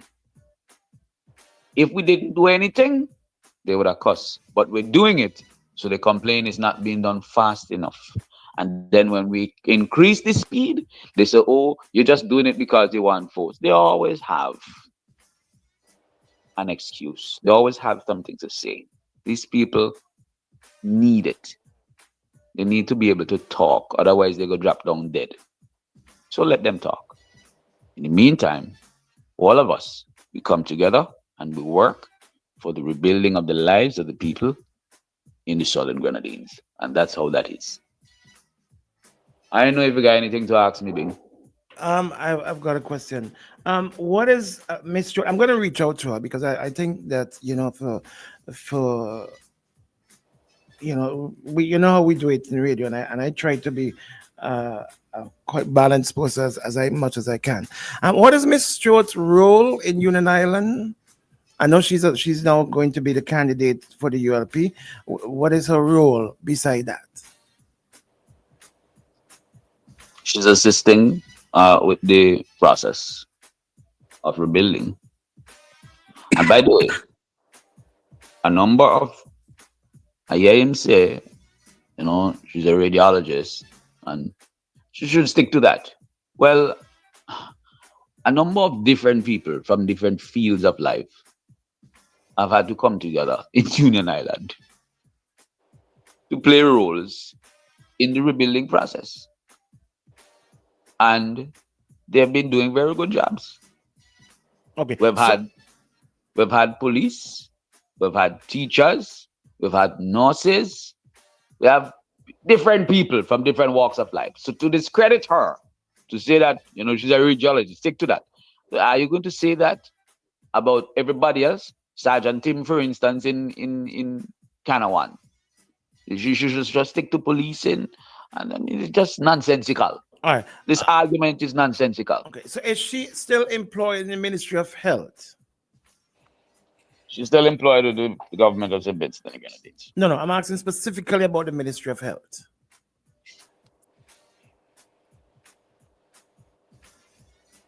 I don't know. You don't know. Can you check that out? Can you tell me who I can get that information from? You can ask her. I thought you said you're going to call her. Yeah, I will ask her. Right. I thought you would have known. You could ask her. Okay. And who's responsible for housing on the ground in the Southern Grenadines? The Ministry of Housing. The Ministry of Housing. And who heads that? In the Grenadines. The Minister of Housing. In the Grenadines. Well, in fact, the person we have in charge in the Grenadines, there's a symbiotic relationship between Gumbo Limbo team and government of St. Vincent and Grenadines. And the Gumbo Limbo team is led by Mr. John Davidson, and our team is led by Idelia Ferdinand, Major Ferdinand. Okay. Is Gumbo Limbo still operating in the Southern Grenadines in Union Island? In Union Island, I'm actually Abden. No, they are. They're still operating. They're doing amazing work. Can you get a different answer? Okay, all right, cool. well, I just trying to find out, if this information about Miss Stewart being in charge of housing and materials and of that sort, if that's correct. But you said you don't know. So I will have to ask directly. You said you're gonna call us. So you can You don't know. What are below your mouth? Yeah. What are you below your nose? Lennon, your partner. Please come get him. He's just always causing confusion and bacchanal. Please come get him. Tomorrow, you're gonna have a guest on tomorrow morning. No. Yeah. It doesn't matter. You still have your segment. Whether there's a guest or not, you will have your segment. I want to call in earlier tomorrow morning. because Okay, we say that way. CBI. Yeah. CBI. We have find Tomorrow it. we go Shady, what dance. is CBI? We have find a song with CBI in it. Eh? CBI. Yeah, we gotta find a CBI. CBI. CBI. Ta-da! Ta-da! You know, the old magician used to pull it out the hat. Ta-da! CBI. But you go on. All right. There are a number of persons who wanted to call to speak to you, Abden. Just persons generally from the mainland who wanted to find out, who are concerned about what's happening down there. You can call now at 451-1069. For those who want to call to speak to Abden, there are those who called and who were calling, and I couldn't take their calls. I think Travis was one of them who called as well. You can call back now and speak to Abden. Let's see who we've got here. Good morning, caller, you're live. Good morning, being Travis here. Hey, Travis. Good morning to you, buddy. How are you doing? I'm good. I was really excited yesterday when you announced that Abdan would be on this morning, because I wanted to listen to him as a guy who I know really loves the Southern Grenadines. I wanted to look for anything that would come from his heart rather than anything that would come from partisanship, and I got that this morning. I paid close attention when he said he's worried about occupancy. Abdan, you care to explain that a second for me? Roofs are going on, but there's been so much destruction that it is a number of persons are still not occupying their homes because they're still not ready. They're still not livable. There you go, Bing. There you go, Dr. Friday. There you go, Jomo Thomas. Bing, you remember about a month ago I told you I got a call from a lady in Vermont. She's living in a governmental provided house. And she said that after listening to our program about the voters list, she went to check and her name is no longer there. Yes, I remember that. She had this concern that their roof is on, their road is clear, but they are not given the go-ahead to go and occupy. Therein lies something that came from Abdan's heart. Not something he meant to say, but it came from his heart. The roofs are on and the places are not occupied. I don't know what's the NDP strategy on this, but we currently have a 9 seats to the ULP, 6 seats to the NDP. If Dr. Shallow and Chevron John wins, as is expected to be, that's 8-7, 8 to the NDP, 7 to the ULP. But if we allow the ULP to take Southern Grenadines, it's back to a 8-7. ULP is back in government. And Dr. Ralph Gonsalves would have had his legacy as the greatest politician in the region. For the life of me, the explanations I'm getting from the NDP camp about this is not calming my spirit at all. I'm getting, the people will be able to go down to vote. They will catch the boat and go down to vote. Bing, can you vote if your name is not on the list? Can you go to a polling station and vote if your name is not on the list? Who's covering the cost for them to go down and vote as well too? No, but can you vote? No, I can't. This lady is saying her name was taken off.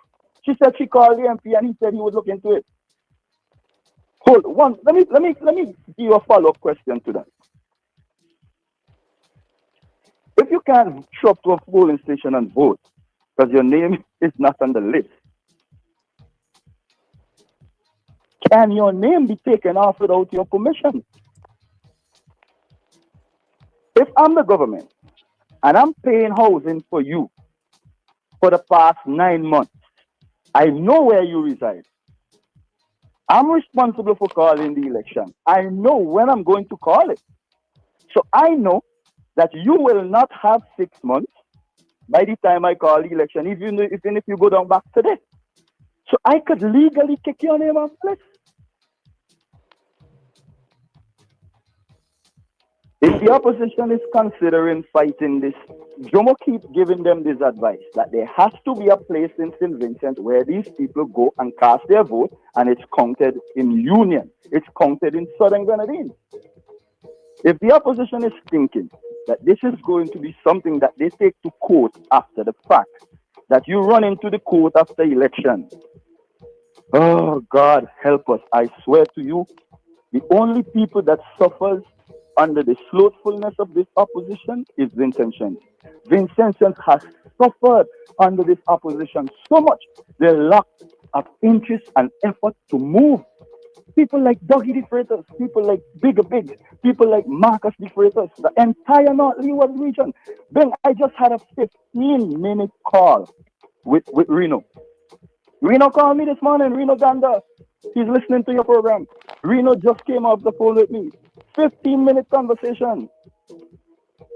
He's talked to you before and you got the impression that he's arrogant because he takes everything we do and posts it back and use it as ads, right? I got the impression that the man is a pragmatist. The man is pragmatic. Reno tell me plain talk to my face that he is operating within the space that the government allows him to operate. I tell him right now there is 17 students in the North Leeward bus stop. Can't get a van to go to town, to go to school. They should be in school since 8 o'clock. You know what Reno tell me? The government never make those corporate demands on me. I'm a businessman. Why should I do that? He is listening right now. I see him on your live. The people of this country suffer under weak opposition. And I pray to God that these people finally listen to Jomo Thomas and step up and do something. The Unity Labour Party leader will go back that morning after election and he will swear in as Prime Minister after taking Southern Grenadines, and you would be left with the only option of heading into court to fight this. Something that you're being urged to fight now. How you gonna stop somebody from jumping on a boat and going to Union and vote? How to stop that thing?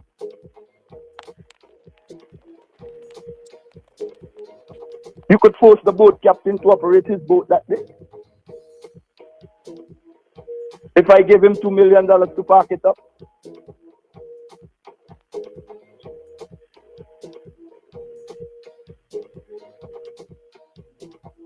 Well, buddy, we wanna hear some more from Abdan. He's been on a while, so let's hear from you some interesting points you made. All right. Big Panther, you still there? My brother, I'm just completely disappointed by this thing that we've been ringing for months and months, and the opposition feel that it's okay not to act. And people are saying, oh, they are acting, they don't have to tell you what they're doing. Nonsense. We would have heard about a case in the court already. They are not doing nothing, absolutely nothing. And Ralph will have his legacy when he's sick. And nobody comes to tell me he's feel it, because everything there would be legal. The workers are down there for almost a year. Burial was July last year. The workers can vote legally down there. It's a 587 margin. You need only half of that to take the constituency. 395 votes. That's it. 300 votes, sorry. 295. 300 votes take the seat. It is not a Rock of Gibraltar. 290 votes take it. Let's ask Abdan. Abdan, do you have an opinion on this? On this issue? You've got a lot of people from Union Island up here. How should that process of voting for them happen? Do you have an opinion? My opinion on that matter is one. I think persons are being displaced and they should be allowed to register in the constituency that they originally came from. Once it could be proven that they were residents of Union Island before. Secondly, if we have persons on the mainland, I think some special arrangement can be made. I'm not a lawyer, as I said. But I believe that it's some special consideration, something put in place that persons could vote on the mainland instead of having to travel to Union Island. So a polling station, because of what happened, We still look. We're still a long way off. We're still a long way off. Not a long way, but we're still a way off from election. I believe it might, as I said, it might be called later this year. Let's see what happens. But in my opinion, and as I said, I'm a very opinionated guy, and I say what I feel. Person should be allowed who would have been displaced from the constituency to return and look, sorry, to register. And if for some reason some something can be done so that they could vote in St. Vincent. And what about the new voters? No, I think once it's established that before burial that they were residents of Union Island, they should be allowed to register in the constituency. That is my opinion on it.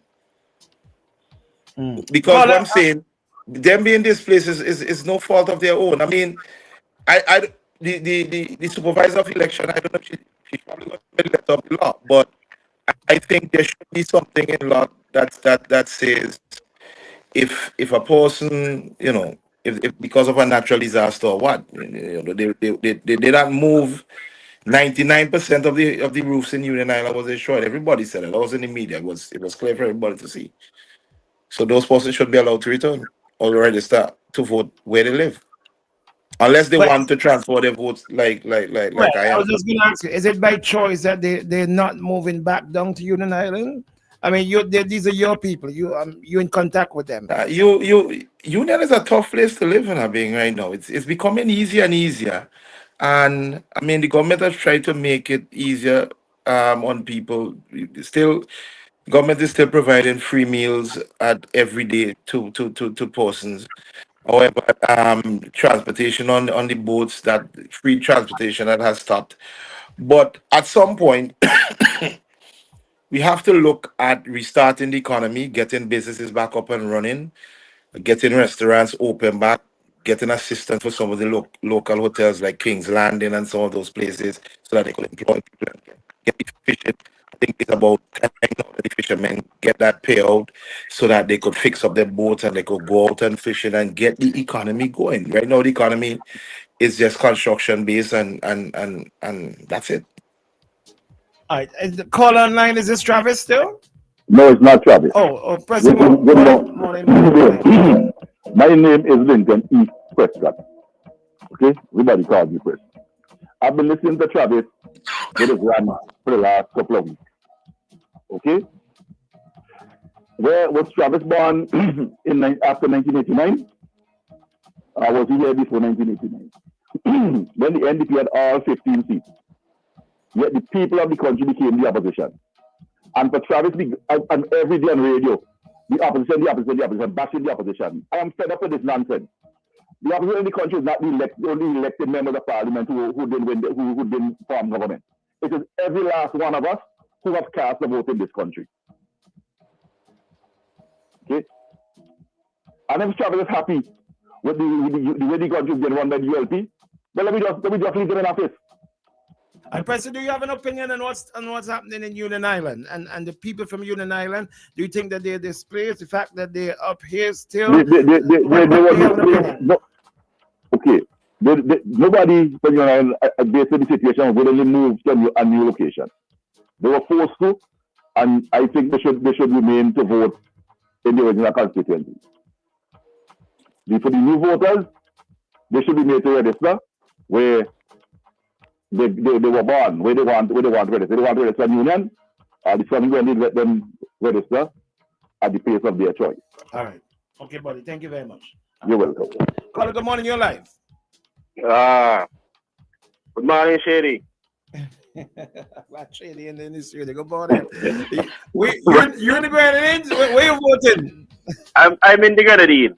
Okay. And I've been in the Grenadines for more than 6 months now. So where you voting? I'm voting in North Central Winwood. Oh, okay. Comrade, another one. You son not a good host. You ask son not a good host. You don't even allow me to tell Mr. White good morning. Mr. White, good morning. Go on. Morning, so how are you doing? Good morning, Mr. White. You see the type of host you have? Could you please stop, whoever's calling the WhatsApp, could you please stop calling, please? Yeah. No, you see, Bing, I don't denigrate people, and I don't really talk too much on certain things, but I hate it sometimes when you have intellectual dwarves trying to go up against intellectual giants and seeking to make themselves relevant because of a position. It does bother me sometimes. And then you combine all this ingenuous on radio, fit in some stuff that Vincent Chan's eyes are open to. Now I'm going to read something to you here, Big, pertaining to Miss Stuart. Right? And before I read it, let me say that maximum respect to Mr. White. And the road I'm going to go down is to show something. And I'm here to stand 10 toes down, 2 heels, and just dip my fingers at them in the ground and what Jomo said this morning. Now, Mr. White was initially the face of aiding, reconstructing, and everything in Union Island. I was one who even went so far to say, why is it that Mr. White is the face down there when you have an elected representative, albeit someone in opposition? But at the end of the day, this is the person the people elected to deal with their affairs. And I made us think about it. And you should remember that thing because I said some stuff here too. And I said, why isn't the government making sure to give funds to the represented, to the elected representatives to do the work that should be done? And to everybody who thinks and who when the intellectual dwarf wants to come on here to speak and make it sound like as if all are withoutish and we can't see what is happening. And then they come and try to say, oh, Jomo talk about Bodo. It is Bodo behavior that they're doing. Because before, it was Mr. White whose face was out there. He was getting everything. He was the one being mentioned by the Prime Minister. But all of a sudden, because they get somebody new who they want, the face of Mr. White has disappeared. And don't tell me people haven't noticed that. Because it's Mr. White who was down there calling out the atrocities that were happening to people and the unfairness. And so, because of calling out that unfairness, you see why the intellectual dwarf and the entirety of the ULP like to tell you, oh, we handle things inside? Because they don't want the truth. So when people think that there are no issues inside the labor, they tell a lie. Because here you have simply because, and I know after Mr. White came out and spoke about persons down there, victimizing people, and even when he spoke about the issue of the generators and all of these things, all of a sudden he was cast aside. Because they don't want the truth of what we know happens in St. Vincent to be out there. But all of a sudden, Miss Siobhan Stuart, when she was being groomed to be the person down there, we started seeing things popping up with her name, her signature on them for material. That was before she was officially moved to housing. And we have the receipts being. So they say no hearsay. But after they started being called out and saying, but how come Miss Stuart is being able to sign things for people to get material and so forth? They made a run and they did this. Let me read it for you. From Ministry of Health, Wellness and the Environment. All heads of programs, all heads of units. 30th April 2025. You heard it? 30th April 2025. Subject, Administrative Control, Radiology Department. Please be informed that Ms. Siobhan Stuart, Chief Radiographer, has been assigned to the Ministry of Housing, Informal Human Settlement, Youth and Sports for the established period 4th April to 31st December 2025. You see how that does the thing? That's the first part right there. Wow. Yeah? You know, hold on. You know, hold on. Let me ask Abdan, you know about that? Yeah, I saw the memo. Hang on. Go ahead. Say that again, Abdan. You dropped. No, I said I saw the memo, and Okay, that was indicated to us when she came on it. Okay. All right. I will make my point, but let me just finish reading this. I therefore write to advise that in Miss Stuart's absence, Miss Natasha Sargent, radiographer, would be in administrative control of the radiology department during this period. Isn't it interesting, the time frame that she will be there for? That's the first thing. So when these people think that all we don't shout here and we don't pay attention, tell the intellectual dwarf that we don't be paying attention. Because it's interesting that on the 30th of April, you are being told all of a sudden officially that from the 1st of April, she will be in charge of this thing here. She will be assigned to the Ministry of Housing only to give legitimacy to what she is doing. This is them basically coming into your face and saying, you know what, we're pushing this person in your face, so this is the person who you're going to be seeing. And as Jomo said this morning, it is simply to say, this is the hand that is giving you stuff. So this is the face that people will assign to getting stuff. So when Candyman want to come on here and say that, we think that the people are dotish. No, Candyman and Ralph for them think that the people and us are dotish. As if we don't know what happens in the country and what is happening. It's just like the people who get a scholarship to go to university, they attribute it to Ralph because you have to go to Ralph to get the scholarship.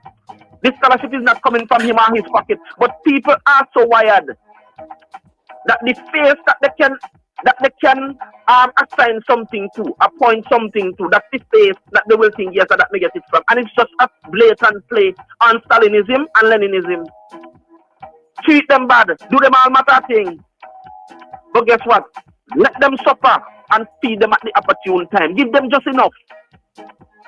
It was Stalin who said it first and then Lenin. To give them just enough. And they will love you. They will forget that you are the one who left them to suffer. Before I go, remember, you still have persons living in shelters. Persons still waiting after the 2021 eruption to still get their houses fixed. So when Candyman want to come talk about we place them in America there. Yeah. Candyman really wants to talk about a city that has many times the population of St. Vincent. St. Vincent is like a little village. The population of St. Vincent is like a little village in this city here. And you can't, and we have enough money come into this country, enough money and aid to the tune of $412 million. But again, Candyman can't say nothing about that because remember, the last audit of 2021 shows us that monies when they come here, they are not going into the consolidated fund to be audited, so that we could know where the money where they come from and how they are spent. Remember, to the tune of millions right now, you know, they can't give account for, and they cannot. The audit, the director of audit is saying we cannot give account, and they cannot give account for all of these loans and support that have been taken, and loans are not being serviced. So Candyman can't come here and tell you where the $412 million plus other aid go for the eruption. The Prime Minister himself stated that they are still dealing with persons from the eruption along with burial. Those were his words, not mine. So at the end of the day, being, again, when they come with this nonsense here, as if we dotish, it is just simply that, hey, we are putting in the face of the people who we want them to see. And I see, Mr. White all of a sudden was obsolete. He's no more because he doesn't serve any purpose anymore. They have who they want, so they're pushing who they want. And I'm saying this right here to Mr. Abdan and to everybody else. This is how labor operates. They use you until they don't need you anymore. And it is what they do. And over, we keep seeing it. And people keep on denying it. That is why Ralph could come and tell them first, in an election time, here we're going on. Who you go to if you move me? When you can't buy a gas. When you can't pay your light bill, who you go to? Who you go call? And people accept that. Everybody. And now we reach to this part. Let me just say this last part. You reach to this part now where he's telling you, if you didn't get, back then. And then again now, you might get in the future, and if you not get them, your children go get them. That not those people you think you talk to. Have a good morning, brother. Thank you, everybody. We're gonna go to the top and come right back. Then we're gonna stay right there. We're gonna come right back. Okay, let's go to the top and come right back right here in OMG in the morning. Shady, take me away to the top, buddy. SVG starts with OMG in the morning on the trending station. Wake up with the real Badman Bing and DJ Shady. Hey, yo, St. Vincent right now. The people in them want a light to show them the way out. So here you go. I'm bringing it for you now. I know you're feeling pain, but trust me, my friend, things go nice again, it must again. St. Vincent is in pain, yes, it is in pain. You know what I'm saying, yeah, yeah. Cause the volcano come and Europe again. We was on lockdown, now the ashes come down. Yes, I know the feeling, this one is a tough one. But I want you to take time, I want you to sit down. I want you to remember, we all are we came from. Cause right now we under the pressure and tragedy. And if you feeling the same, come now say SVG go rise on top. Yeah, we go rise on top. And we don't want to come down, we don't want to stop. Cause thing go nice again, SVG go prevail. We go party and never stop till we end up all in a jail. It could be the same, so don't you complain. Cause we some strong-hearted people when they come together SVG in our zone, feeling like some rock stars. When you see the flag in the air like a guitar, but you leave we alone. We in our zone, feeling like some rock stars. When you see the flag in the air like a guitar, but you leave we alone. I want to go home, but no, I cannot go. Corona bad for soul, and plus the volcano. What kind of life? It is for my people. I just want everybody to know that my voice is here for you. That's right now we under the pressure and tragedy. And if you feeling the same, come now say SVG go rise on top. Yeah, we go rise on top. And we don't want to come down, we don't want to stop. Cause thing go nice again, SVG go prevail. We go party and never stop till we end up all in a jail. It could be the same, so don't you complain. Cause we some strong-hearted people when they come together SVG in our zone, feeling like some rock stars. When you see the flag in there like a guitar, but you leave we alone. We in our zone, feeling like some rock stars. When you see the flag in there like a guitar, but you leave we alone. Watch, this time around there's plenty thing going down. I see my people and I see how they looking down. I see some sleeping and drunk who can get help, have to run, big up skinny and all they go for new. We trying to get something done. That's right now we under the pressure and tragedy. And if you feel the same, come now say SVG go rise on top. Yeah, we go rise on top. We don't want to come down, we don't want to stop. That one in your stash. Let them up anything you have in your hand, your stash. London buddy, Vibes Cartel money. Let them up anything you have in your hand, your stash. Let them up.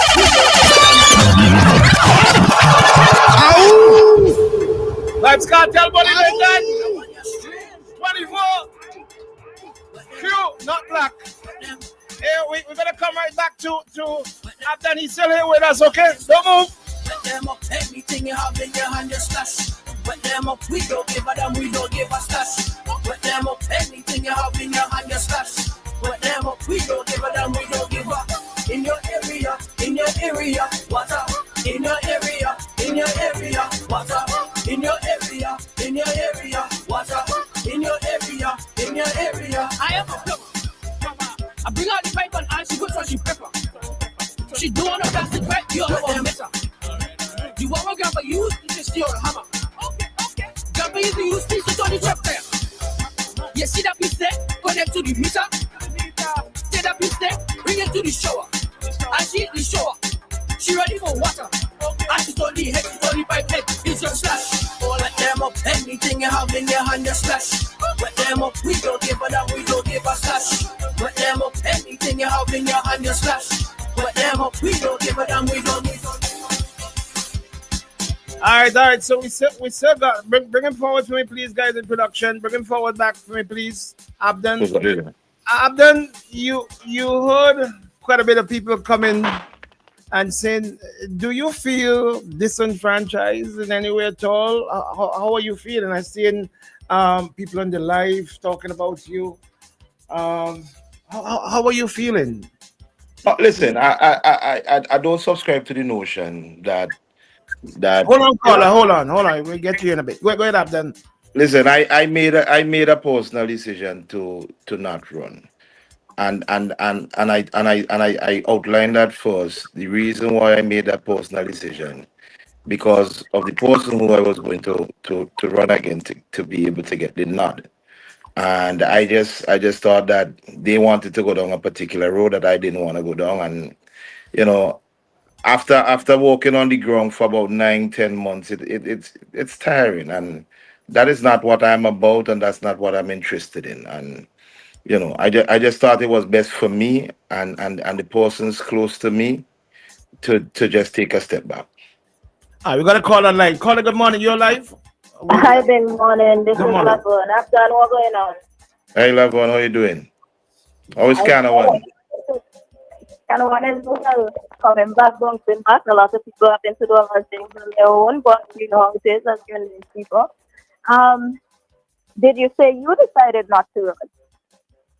Huh? Sorry. Did you say you decided not to run? Yeah, well, it's a candidate was not selected. There was a candidate So selection you're process saying going on. that there And I, wasn't I, I a decided I decided to step out of that. I heard that your team snubbed you, but nonetheless, what I wanted to comment on two things this morning. Bob, then it is good to hear you out and talking. The first thing I wanted to comment on. In St. Vincent and the Grenadines, we have a lot of people who go and study different things, some of them disaster risk management. And you want to tell me that this government could not find one person in the entire of St. Vincent and the Grenadines who is qualified in disaster risk management to be assigned to the Ministry of Housing to help with the recovery.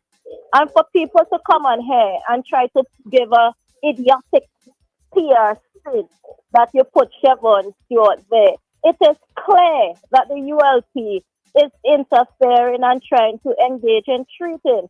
There's no conscious mind or no well-thinking being that would accept that this is something that is acceptable. How could you take somebody who is trained in radiology to go and put them over in disaster risk management? It is unacceptable. I have nothing personal against Chevron. I don't know her personally. It's not somebody I know in the Grenadines community like how I might know Abdan. It's somebody who is new to me. I have nothing personal against her, but I do find it to be insulting that the government will take somebody who is not suitably qualified in disaster risk management, who has No, no time. Lavon. I think we conflict. No, we conflict in two things. The person who is actually in charge of the recovery is Dr. Idelia Ferdinand. Chevron is just responsible for the distribution of housing materials. The distribution of what?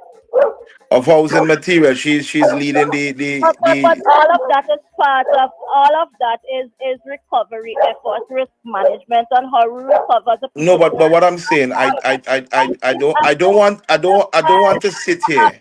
Let me finish But my commentary because okay. you're commenting a little bit prematurely. When you come and you take somebody where they put them in, and it's even worse that you put them in charge of the distribution of material, because why? You didn't have anybody within the ministry who is already working in that ministry who could have been reassigned to the Southern Grenadines. There's no justification, Abdan, for why Chevron Stewart was moved out of Ministry of Health to Ministry of Housing. There are several persons who have been working in that ministry for years who could have been reassigned. Is the same, like, for example, if you take somebody from teaching in Canada and you transfer them to a primary school in the mainland, fine. I could understand that because that person is a teacher across the board or whatever. But what justifiable reason do you have to take somebody out of the Ministry of Health and put them in housing? What? Justify it. I cannot justify that, but what I was saying, no, wait, Lavon, let me respond now. But what I was saying, I would have to be a hypocrite to sit here and say that Chevron is leading the recovery effort, which is not the I did case. not say that she is leading either, Abdan. I said that she's part of the recovery efforts. I did not say that, and I'm not incorrect. She is part of the disaster recovery effort in whatever capacity you want to put it, and in whatever way you want to dance on the top of a pin to say that is not that part she's in charge of, what is this part. The point remains that it is unjustifiable, Abdan, to take and transfer her there And the reason why it is done is because they want to try and create the illusion in the minds of voters that Chevron Stewart is giving them personally things, and it is not right. And this is the ULP using the state's resources for political gain. It is incorrect, right? The next thing I wanted to jump on this morning, I heard people are talking about the situation with voters in the Southern Grenadines. I think we both share the same view on that, in that people who are from the Grenadines, the Southern Grenadines, should not have any issue with registering and voting in the Southern Grenadines, because I think I heard you saying that. The thing about it, I wish to inform everybody that Dr. Godwin Friday, along with members of his team, including our General Secretary, Louise Mitchell, who is one of our lawyers, and Akin John Zita Banwell, met with the supervisor of elections recently, and we will do further commentary on this. One of the things, however, that we want to reassure persons is that the New Democratic Party takes very seriously every single aspect of this election, and that includes what is happening in the Southern Grenadines. And we are doing the necessary advocacy, the necessary checks, and we are putting measures in place to ensure that the people in the Southern Grenadines are not treated unfairly when it comes on to their constitutional rights. The thing about it is that there's a misconception that people think that people who were previously voting in the Southern Grenadines can't vote there. That is incorrect. If your name has been on the voters list for the 2020, 2015, or even up to 2024, you got registered and you got your ID card, you will still be voting in the Southern Grenadines, right? I think what there's a little bit of a toss-up about is for new registrants who since the storm, because I think it's now what, 10 months since the storm? Yeah, about 10 months. So the question becomes about those who have been displaced. The thing is, however, that these persons have not changed what is their permanent residence or where they actually live or where they consider to be home, right? They have been temporarily displaced, involuntarily living other places as a result of a disaster. And the leader of the opposition, Dr. Friday, Terence Olivier, our lawyers have met with the supervisor of elections, and tomorrow night there will be a program on the NDP page. You can tune in to hear more, because I do not wish to speak before. Lavon, let me make a statement, make a comment, and ask a question. The Southern Grenadines is not like Georgetown, that on voters' day you can jump in a van and go out and cast your ballot, right? Yes. Will there be something in place for persons who are up here? And do you know where all of the people from the Southern Grenadines are on the mainland? And how will they get back down to the mainland to cast their ballots? Thanks for that question, Bing. Now, one of the things I want to tell you is, do you know how many persons that work in Canwan alone from the mainland? Over 500 persons. Do you know on election day that in 2020, in 2015, and 2010, that the New Democratic Party has always chartered a boat and bring up over 300 plus people to vote in various constituencies on the mainland? And we also organize a van when the boat gets up to go for them.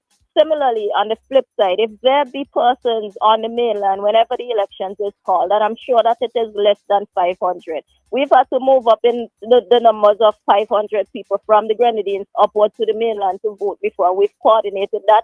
We've proven to be competent at doing that. And similarly, if we need to, and we are putting measures in place to transport people down to the Grenadines, yes, we know where people are. Even up to on Sunday, Terence Oliver visited some of the displaced persons at shelters where they are and gave a Mother's Day treat and so forth. So we are aware of where people are. We are keeping in touch with them, and we are putting every single measure in place that we are able to do. And we're touching every single aspect of this thing. We're thinking about it from different lens, and we're putting redundancies in place. And the New Democratic Party is in no way feeling as though the Southern Grenadines is in some. We are aware of the different challenges, and we are putting measures in place to deal with every single one of them. So yes, we are able to transport people to the Southern Grenadines if needs be, and we're already putting things in place for that. And what about the persons, let's say on the ULP side, who are in the Southern Grenadines, who are working and who would have done their 6 months or more? What are you going to do about that? I mean, based on what the supervisor of election said, there's nothing you can do. The reality is this. If somebody, because this is the law, if I, for example, I don't live in the Southern Grenadines for many years, right? I vote in Western Georgia.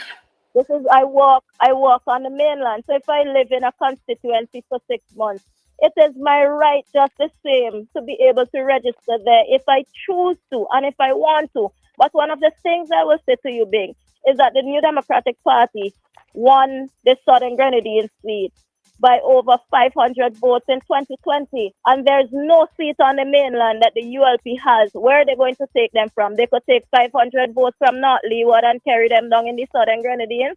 They could take that out of North Windward and carry them to the Southern Grenadines. They could take them out of Eastern George. Where are they going to get? And how do we know that everybody who has gone to work down there are ULP voters? I have personally spoken to at least 75. No, I have spoken to at least 35, but I know of up to 75 persons because my sisters and them work on the resort and so forth, who said to me they can't wait to get to come up to vote for Chevron or to go vote for Conroy and so forth. So it is not everybody who go down there who is a supporter of the ULP. Those sort of things is kind of just being exaggerative and trying to create fear and alarm and panic. They think every single person. But hold on. It's not about trying to create fear and alarm and panic. The point is that in practicality and in fact that there are workers in the Grenadines, according to Abdan, for 500, you don't know what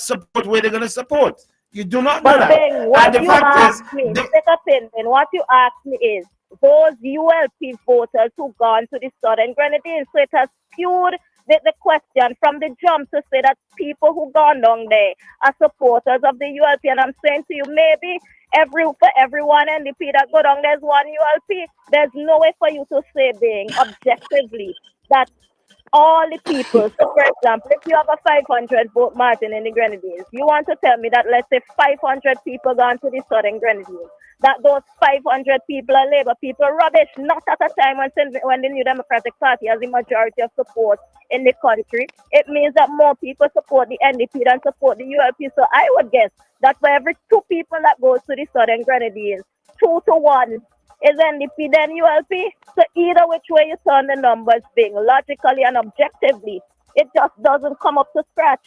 thank you very much, Lagon. Abdan, your position. Do you have a response? And you're responding before she called in as well. I am happy that Lavon contradicted Jomo that there is some sort of conspiracy to steal. But you're dropping out. You're dropping out there, Abdan. Let me take another call. The calls are coming in.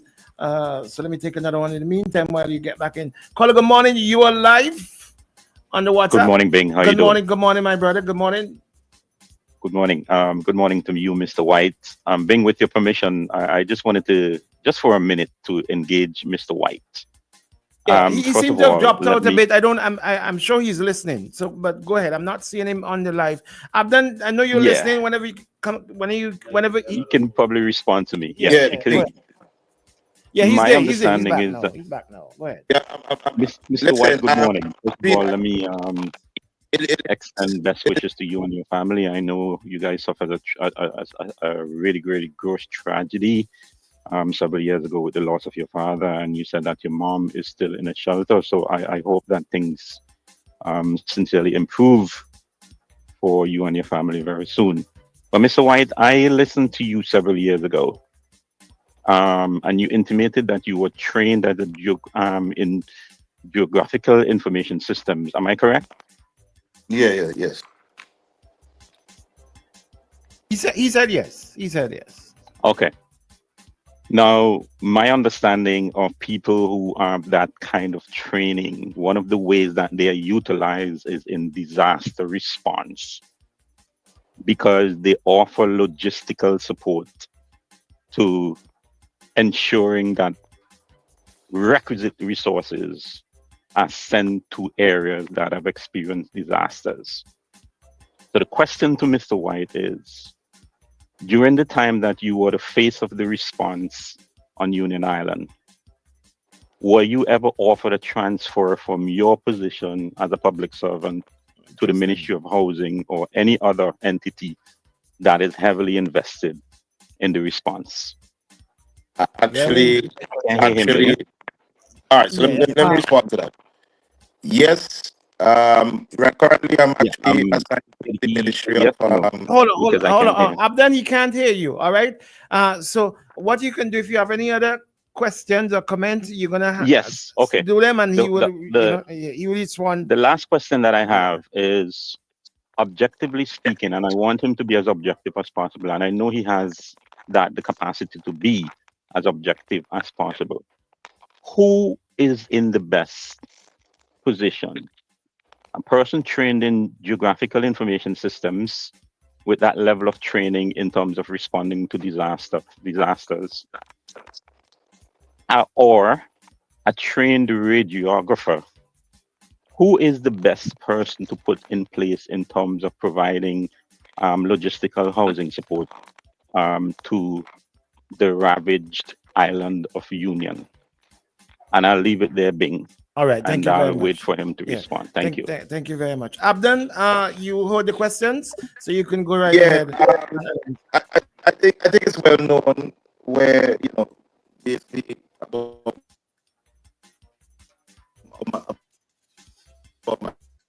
You're breaking up a lot. I don't know if the listeners are hearing, or if it's just internal. So it's internal? His internet. Oh, it's your internet. Abdan, is there anything you can do about that? Sorry. I was a teacher. I was a teacher for over 21 years. Currently, I'm assigned also to the Ministry of Urban Development. Abdan, hold on. Go out and come back. Yeah. Abdan, hold on. Abdan, we're not hearing you. Yeah. Could you go out and sign back in, please? Yeah. In the meantime, let's take another call. Let's do this. Hold on, Abdan. Caller, good morning. Hello, good morning, Bing. Yes, sir. Abdan, you signed out and come back in? Hello. Yeah, yes, caller. Go ahead, please. Yeah. Lovon make a statement there where I disagree with, right? If you have look like if nature constituency, the Alpino nature could win. They could move 100% from there because they know they're losing now. The same they could do for a major. The same way they could do for Mr. Cummins. So what she talking this foolishness for me? Thank you, caller. Thank you. So they go wrong and ask all the supporters. No. Take them and carry them down. We don't. That's speculation. There's no speculation. Abdan, if you can get Abdan coming back in now. In the meantime, while we wait on Abdan to come back in, for those of you who've been calling, you can call back. In the meantime, while we get Abdan back in to answer the questions that was asked. Caller, good morning. You're live. Bing, that caller who just called, brilliant. You know why? Most of the people from Union are residing in the Three Kingston Sea and Vermont, which is part of Nature Sea. So this idea of there is not much place to move people from, that Lavon is saying, they don't get the math.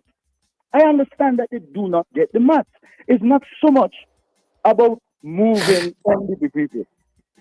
The people who are up from Southern Grenadines has been dumped in NDP strongholds. Seats that Labour know they definitely cannot win. So they don't care where the chips fall of who they dump there. What they care about is controlling the voters list, which has not been updated for 5 quarters now, right? While every other constituency is updated. And the second thing they care about is who they send down. If I want to go down there right now to send up my drone, I need to get permission to enter the island, right? Union is no longer free for all. You can't just get into Union now. I know quite a bit of the persons who went down from the.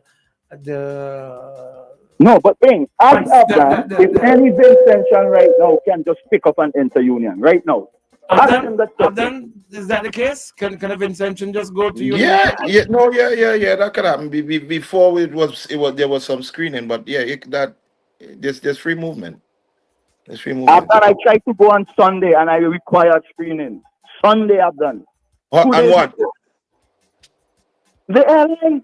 Because they know you're a confusion man. So they know where No, you're well, going. if you're going to the airport, they have a screen, you man. They have a You screen. guys are really taking this thing as a joke, eh? This is not a joke, eh? No, you sure it You was a can mistake that they thought you were going?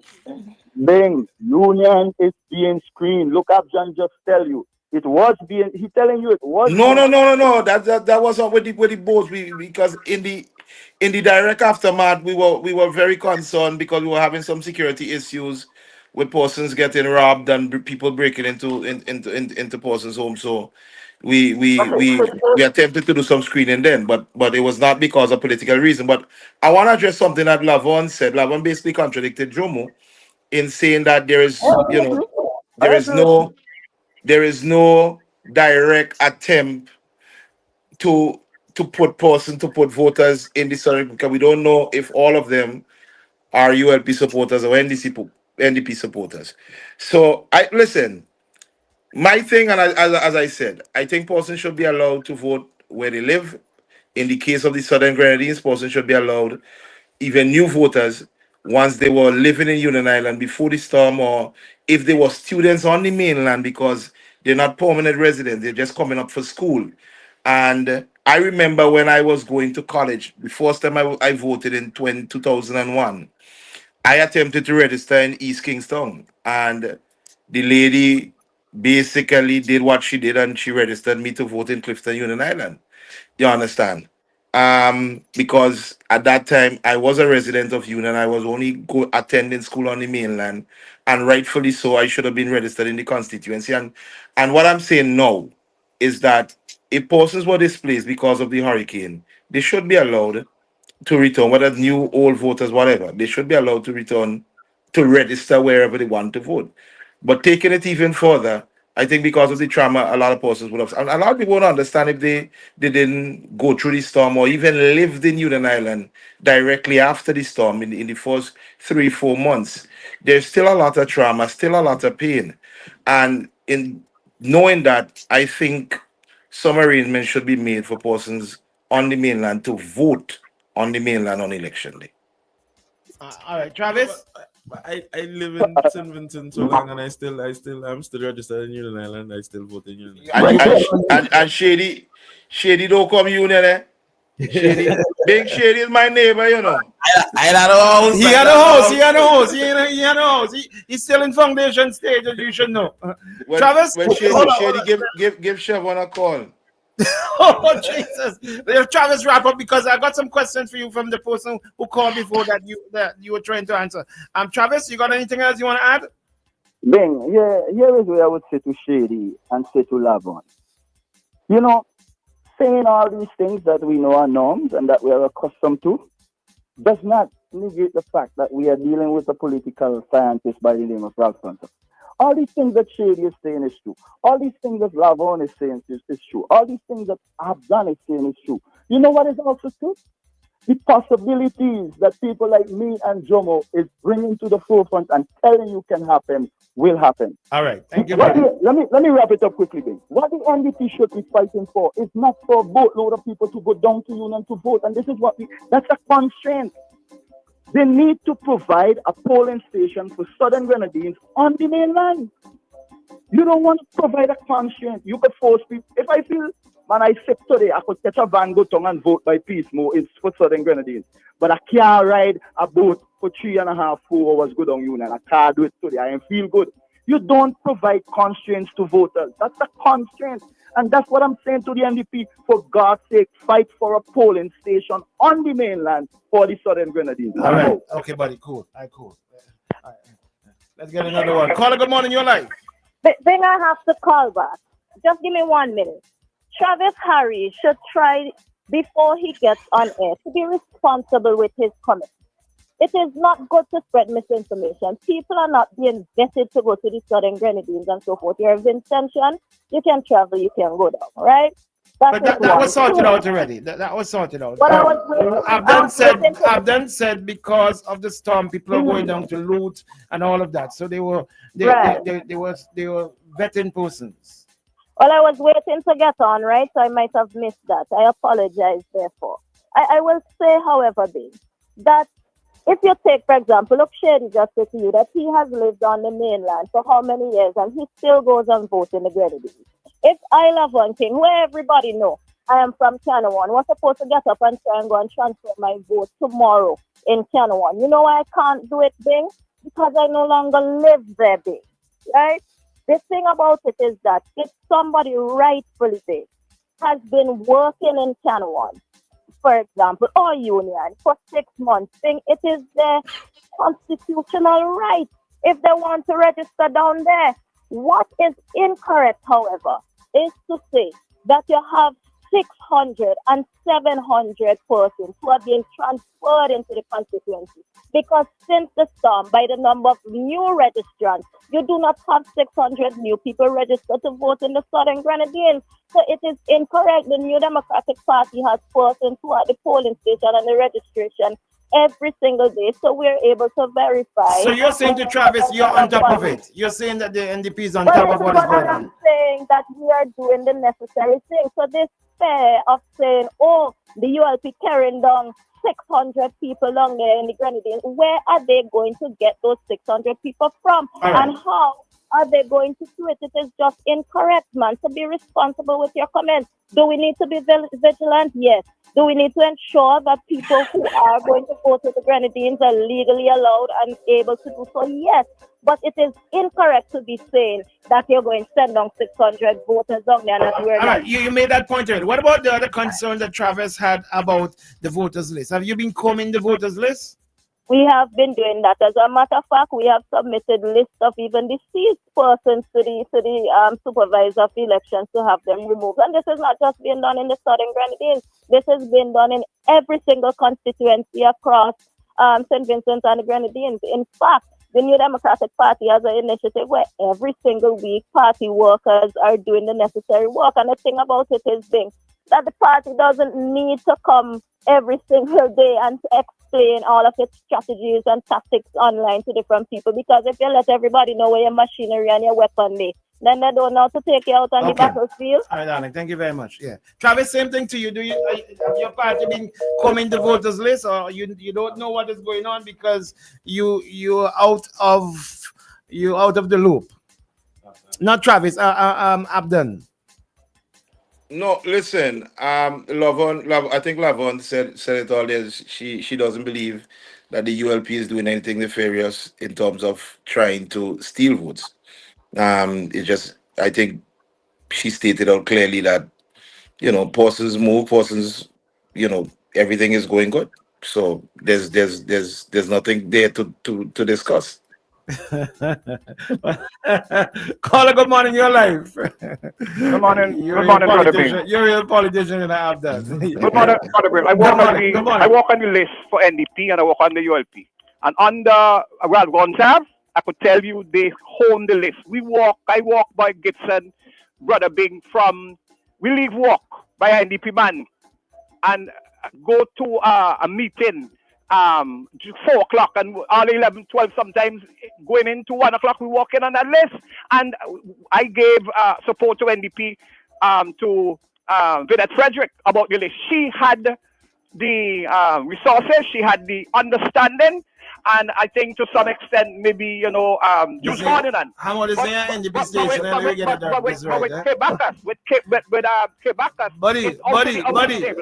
Buddy. Yeah, you can make those points tomorrow morning when you call. Well, the thing is, I okay? want to say that the NDP is not on the ball. They are lazy. And they're going because you don't even know how 321. Not that girl. Okay, my brother. Okay, Hamo. Easy. That girl is Hamo. Easy. Sorry about that. Hamo. Easy. God bless you, brother. I'll talk about it tomorrow. Love you very much. Love you too. Yeah, you have done. We had a call from overseas who asked you about your training, and you didn't get a chance to answer because I'm actually training geoinformatics, geographic information systems. I've done extensive work with NEMO. I actually did the tsunami evacuation map for Union Island, and I have been working very closely with NEMO before the storm, during and after the storm.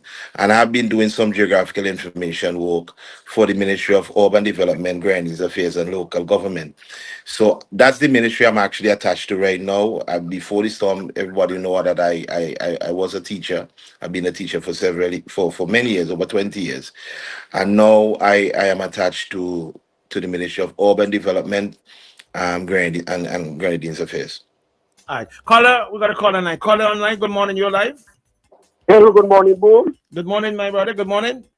And good morning to Mr. White in studio and all who's listening. Now, I was listening attentively for quite a bit of the morning. And one of the things that came through to me, if I'm not mistaken, is that it's been suggested that an entity other than the voter can actually transfer one from one constituency to another. I don't know that is so simplistic or that easy. In fact, my knowledge of the process is that if one wants to be registered in a constituency otherwise than which is registered, that there's a process. And that process involves at least two things. One, you have proof that is the persons at the electoral office before they do that, have proof that that person was living there for the last 6 months at least. And one of the ways they try to verify that is to get a GP to sign off to say, yes, I know such and such has been living here for the last 6 months. And two, that voter must sign a declaration saying he or she wants to be removed. So I don't think another entity can actually do it that way. Do it as make it such as is suggested. That person can be just moved en masse from one constituency to the other. Well, given the special circumstance that a national disaster was declared and gazetted, what about that? So that because there is a national disaster, that the electoral laws have changed or could be changed just by declaring. Well. If you have an island where a substantial amount of the people who are on that island have been moved to another location, what about that? You mean in that? Now, if a person has been removed, let's say you're from Union Island, or anyway, especially in particular, and you have, because of the disaster or any other reason, you have now come to, let's say, that West Kingston, and you're modified living here for over 6 months, then according to the laws that exist, you can register to vote in West Kingston. That's the law as it stands. Okay. Isn't that so?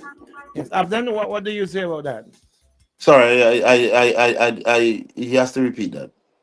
No, he said if you moved and you bonified moved legitimately to West Kingston, that you can vote in West Kingston, for example. I said the caveat is that for at least 6 months. For at least it's 6 months.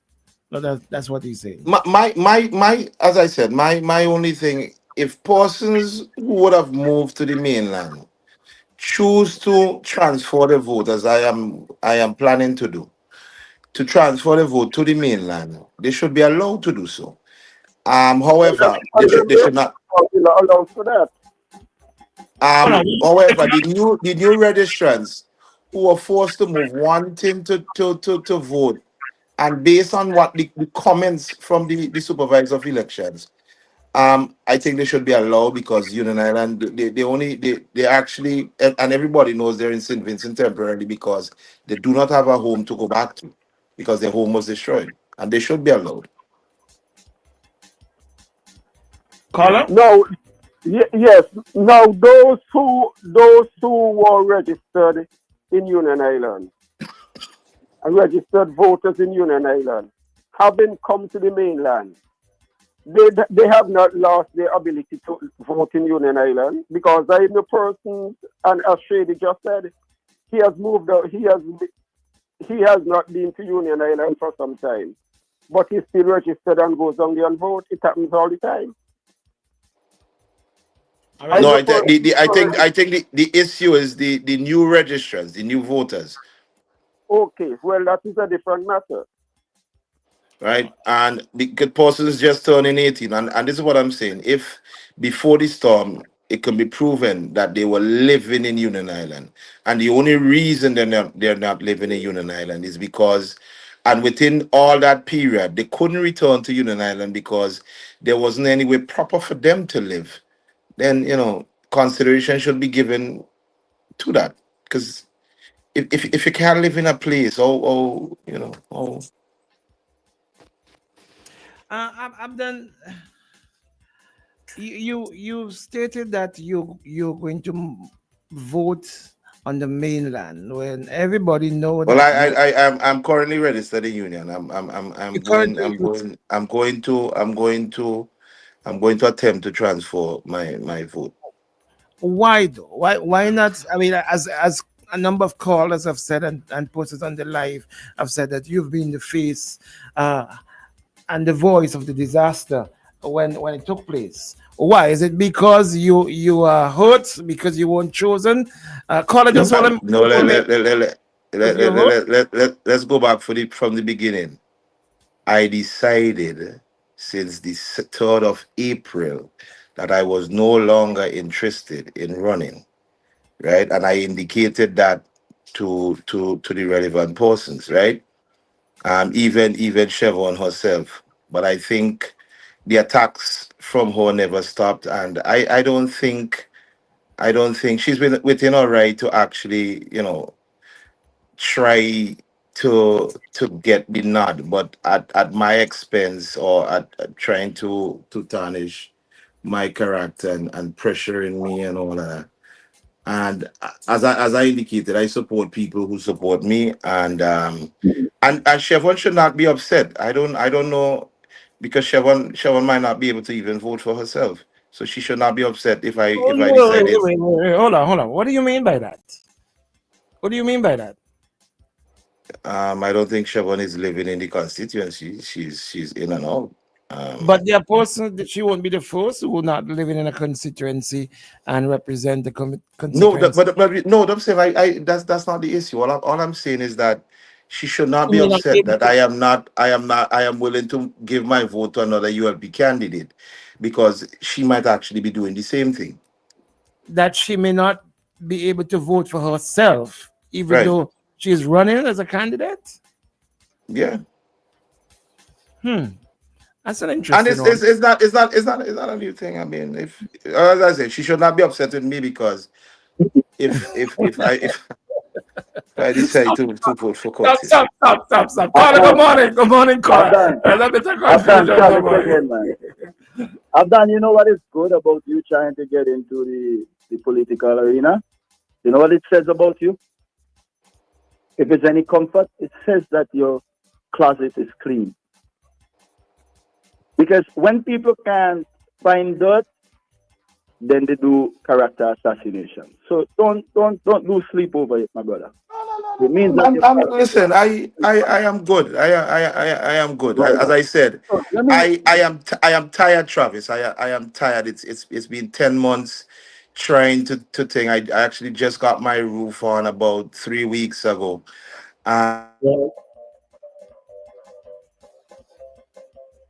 But he dropped out. He dropped out. He dropped But, out.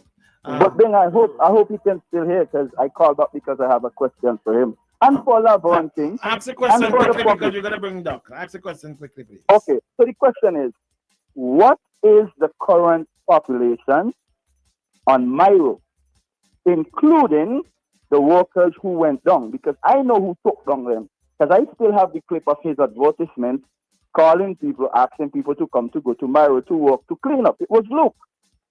So I want Abdan to tell me, what is the disparity right now between Myro post-burial and Myro now? Hey, buddy. I'm done, buddy. I want you to get back in. Everyone can have those stats. No. All right. Because Okay. those people could vote. Yeah. Okay. We got that. We got to bring We're in Doc. talking union, but we're not talking Myro. I promise you, Milo got more than 300 voters than they did before burial. I promise you, babe. And that's all they need to spin this thing. And I'm gone. Yeah, buddy, good. I think the takeaway from this all this morning for me is that yes, you my signature. Could it wait? Oh Jesus Lord! Why would you do that now? Why would you come in when I'm on to ask my signature? It's now time for us to bring Dr. Richards. He's backstage, Doc, and when I'm done come, we're going. Doc, good morning to you. Let's bring Doc intro. Shady, please bring Doc intro, please. Shady, whenever you're ready, anytime now. Let's check in with the Doc and look at things with a wider lens. Pastor Richards on OMG. Doc, good morning to you. Good morning to you, Doc. Yeah, good morning. Good morning to you. How are you doing? Well, it's been quite a bit this morning. Good morning to all of the listeners, whether you're Vincentian or you just love listening to Boom. I won't get into what I had planned to get into today. I planned to do it yesterday, but the trend of the discussion didn't allow for it. And today, again, I see where the focus is. So some other time, there will be other times. What I want to, fealty, Fealty. Keep that word in mind and what it means. Faithfulness and a sense of duty. Those are themes that I'm going to be commenting on. Thank you, Mr. Weeks, by the way. Thank you for introducing that term. I appreciated what you said about your sense of loyalty to St. Vincent and the Grenadines. And I want to fan the flames under that kind of language and that kind of narrative. A loyalty to St. Vincent and the Grenadines. It has been expressed in many ways. Notably, IPA, put your country before your party. Our parties are not perfect, and to have a sense of duty and loyalty and commitment to a party, I think the day either has long gone or the day is moving away when we can be like that, where someone can say, I am NDP, or I know this is going to upset people, or I am Labour, because that's what you hear. I am NDP or I am Labour. I'm Vinci. And like I intimated yesterday when I spoke about the CBI, and I think some people missed what I said, the sense of polar absolutes. This is absolutely good or this is absolutely bad. We let's move beyond that.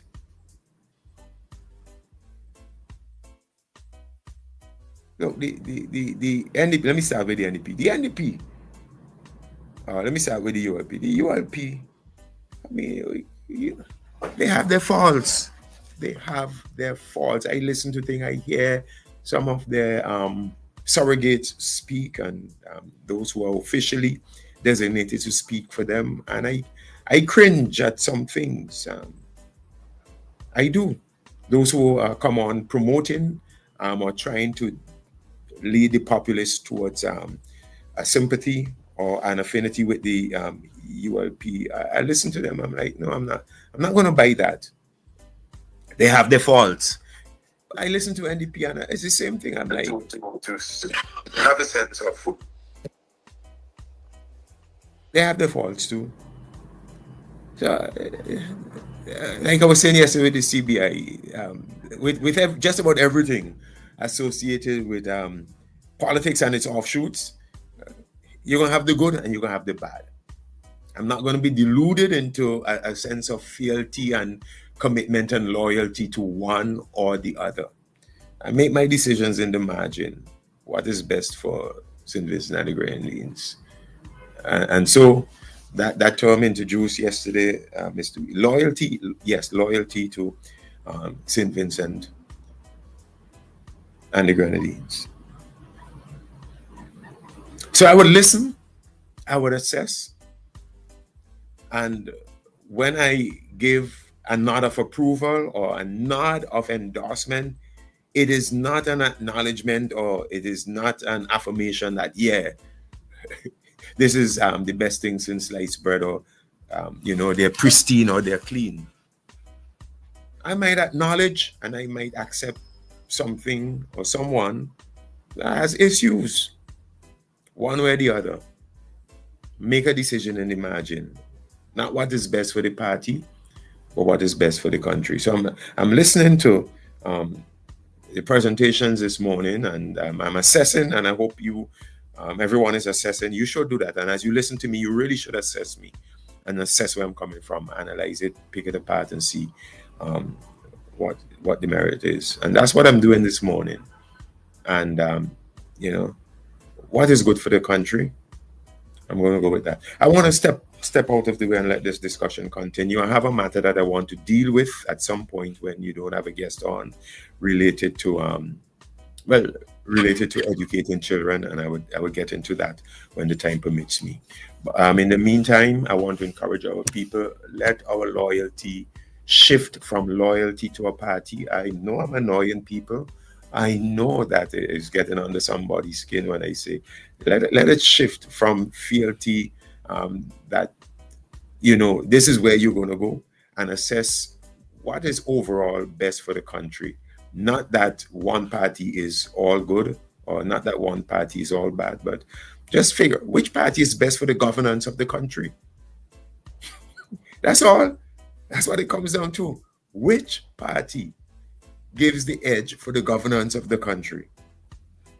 And then make your decision accordingly. I'm not here to tell you who to decide on or whatever. Just assess it from that angle. Have a good day, my people. All right, Dr. Richards, thank you very much. Thank you very much this morning. All right, thank you very much. All right, Abdan, going to wrap up.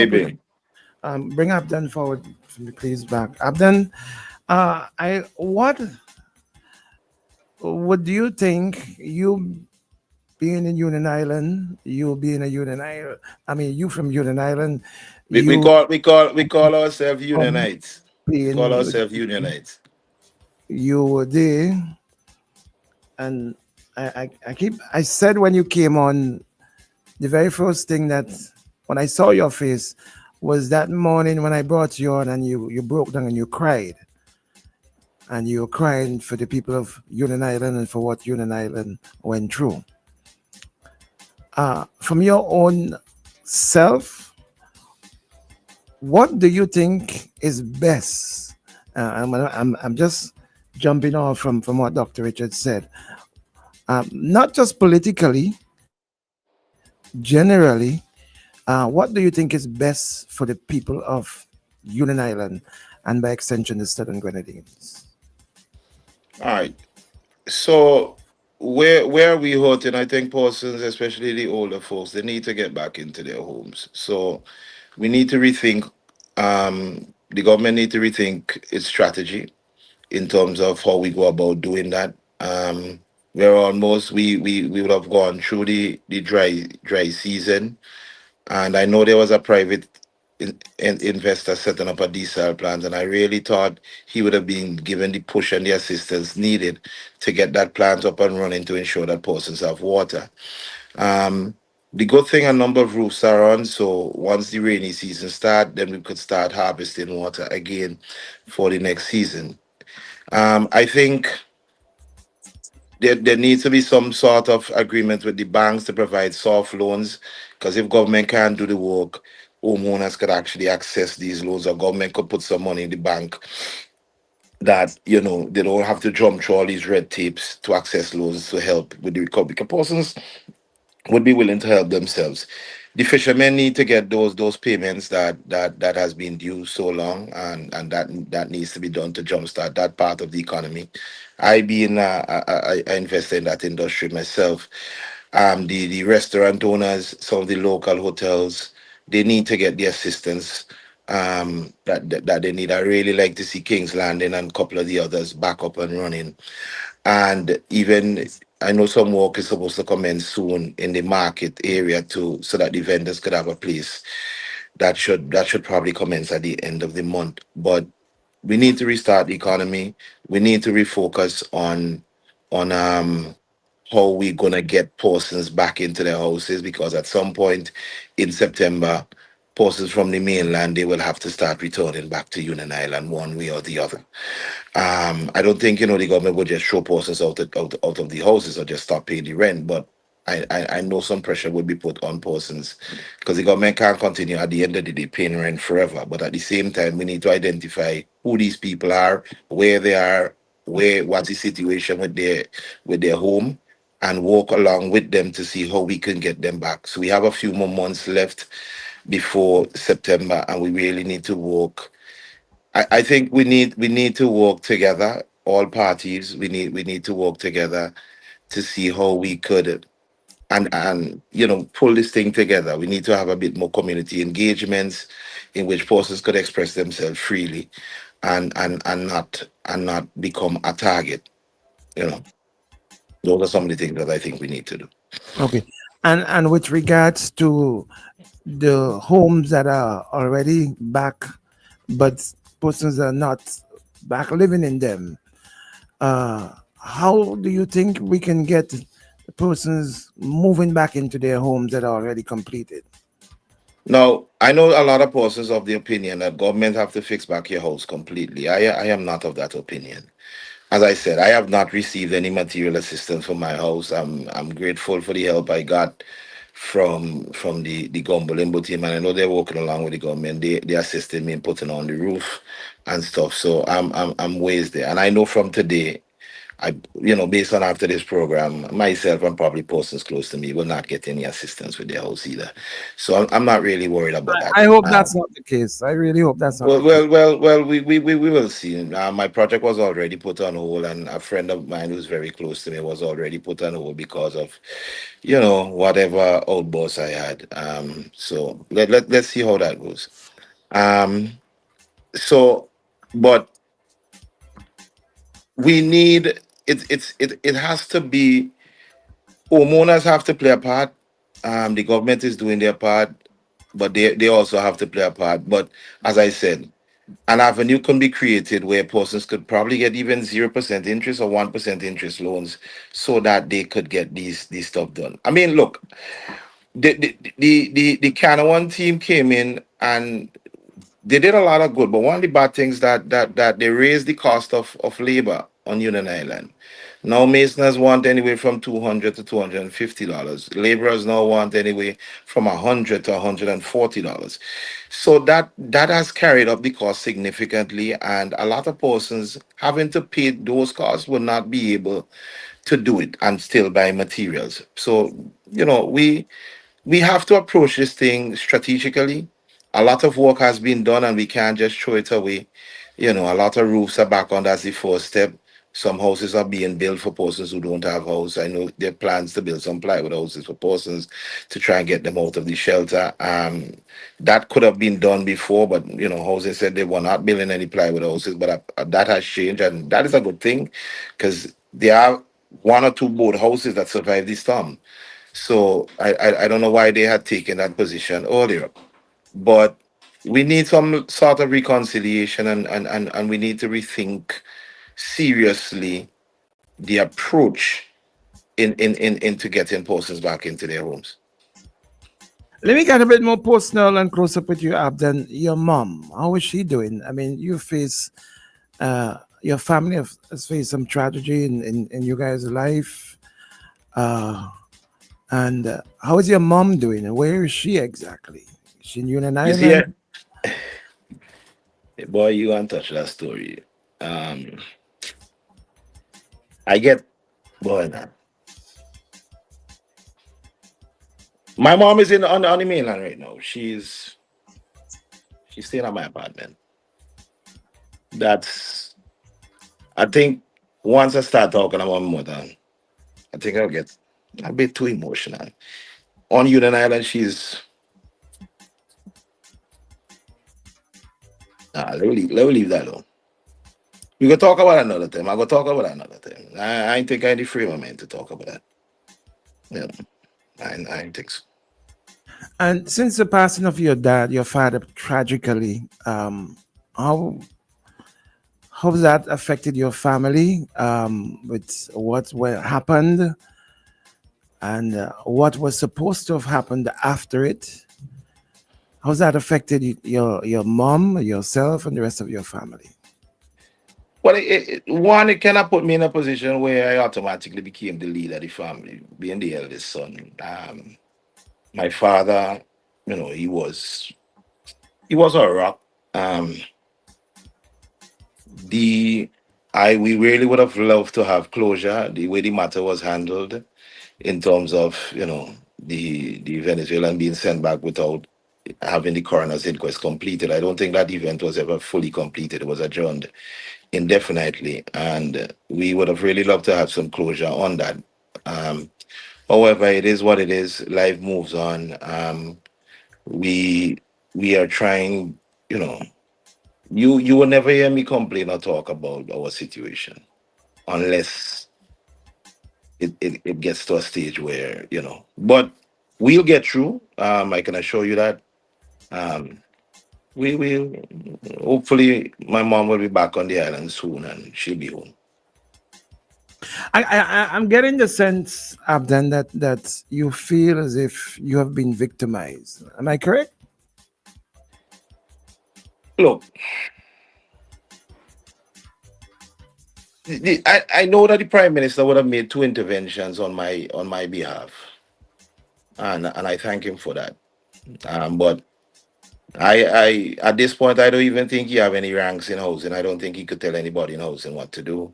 I don't even think anybody in We housing is probably listening to talking the about prime Prime minister. Minister Gonzalez. We No, talking but about I tell you that because he has made several interventions, not only on my behalf, but everybody would have participated in the recovery effort. And if at this point I have not received a single any material assistance from housing, it tells you that nobody cares what the prime minister think. They're going to do what they want. So I personally don't blame the prime minister. Probably there are persons who in charge of housing and winning housing who just decide that Abdan, we gotta make Abdan look bad. First I was accused of stealing material, doing this, doing that, and persons. But you understand that you get those things once you're in charge of government material at one point, which we were the core committee. But as I said, I waited. I was in a good situation in terms of I had a downstairs. My brother, he's one of my brothers. He's living in a makeshift shelter with my mom at the secondary school, and one of my other brothers, I think he's living at my uncle's place. Yeah.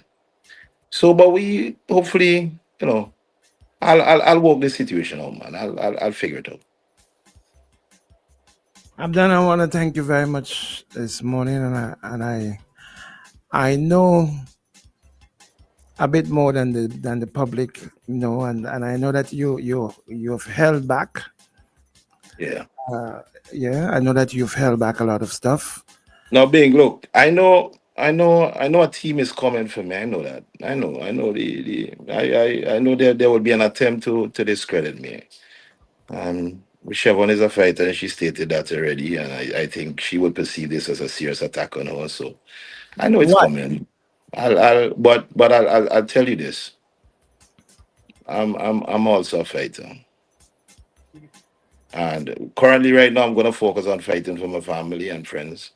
Make sure that we in the right place and we're in a good place. But you'll probably hear more from me, Bing. Don't worry. I hope so. Let's see how it goes. Let's see what happens over the next couple of weeks. All right, my brother, I hope so. And of course, I'll stay in touch with you, and you stay in touch with me. Okay, my brother. All right, take it easy, Bing. It was very much. Yeah, Abden White. Yeah, if you don't know of him, I'm sure you would know of his face and his voice after the passing and during the passing of the Storm Barrel. Now, let me say here that what I'm going to do is that I'm going to I'm going to get in touch with Siobhan Stewart, and I'm going to invite her to come on because I think that's the responsible thing to do, to hear from her. Whether she accepts the invitation or not, that's a different thing, but I am certainly going to reach out to her. I think it is, and it will be the responsible thing to do, given the person who is going to be the candidate to represent the party in the Southern Grenadines, to hear from her, to hear from, what was said this morning, what's correct, what's incorrect, what she thinks that is not, true, I'm going to definitely reach out. As a matter of fact, I'm going to start doing that this morning. I'm going to start reaching out to her. Siobhan, the Strode family is a very large family. I think there's also some family connection to myself as well, too. I know for a fact, yeah? There's a family connection, so I'm going to reach out to her as well, too. All right? But, the Union Island is a place where it's not an ordinary place. Union Island people are very close. They're survivors. They're fighters, and it's not. Surely don't. Yeah, it's not. They will get through this.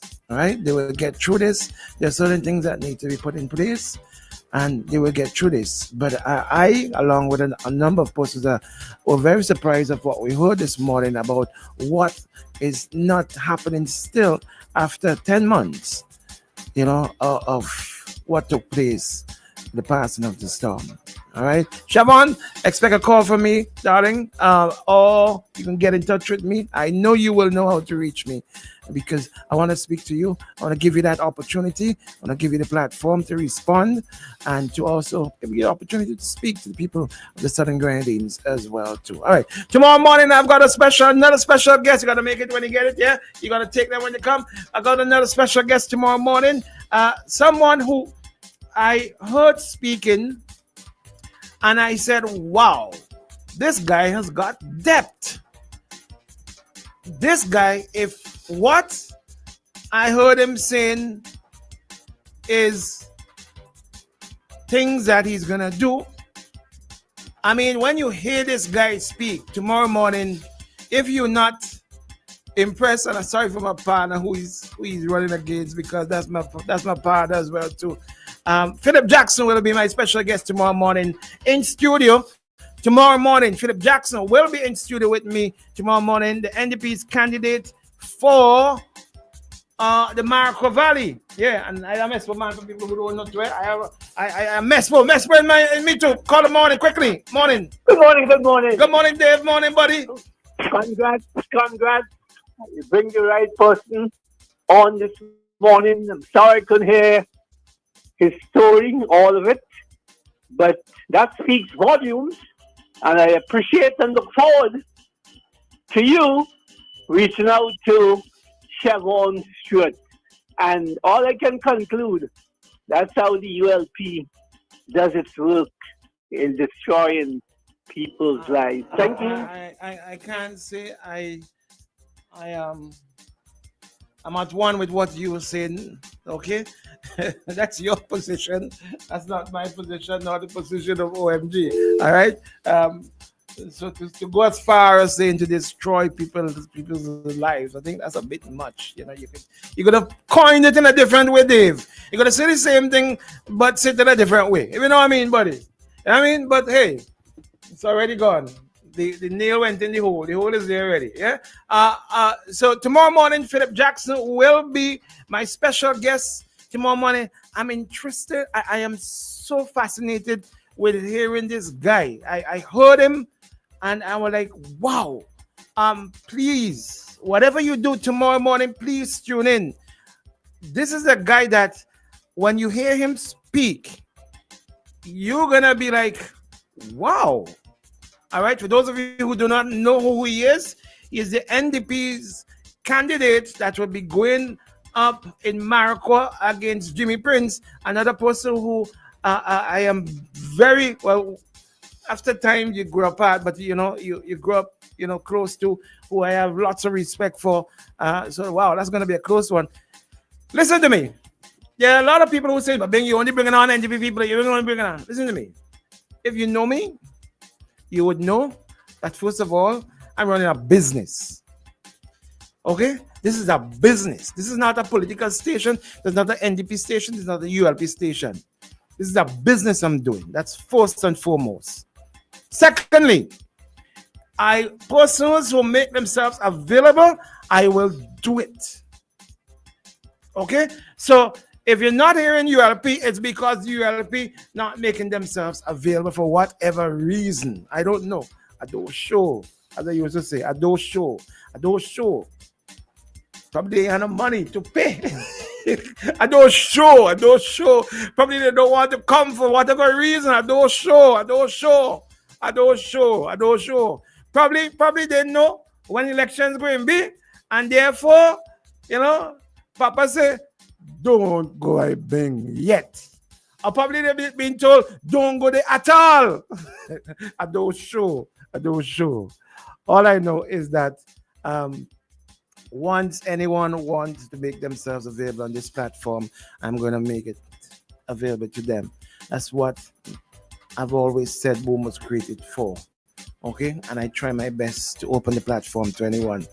All right? Even Hambo, my brother Hambo, country belongs to him too. You may not agree with his ideas and his positions, but he's entitled to it.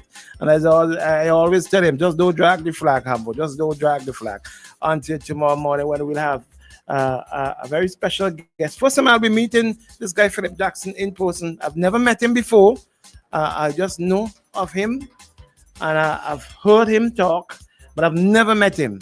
So I'm really looking forward to meeting him and looking forward to hearing from him tomorrow morning. Philip Jackson, look out for that. Tomorrow morning, look out for that. Shady, until then, listen, people, don't have a good day today. Have yourself a great day. Today, we gone. We love you.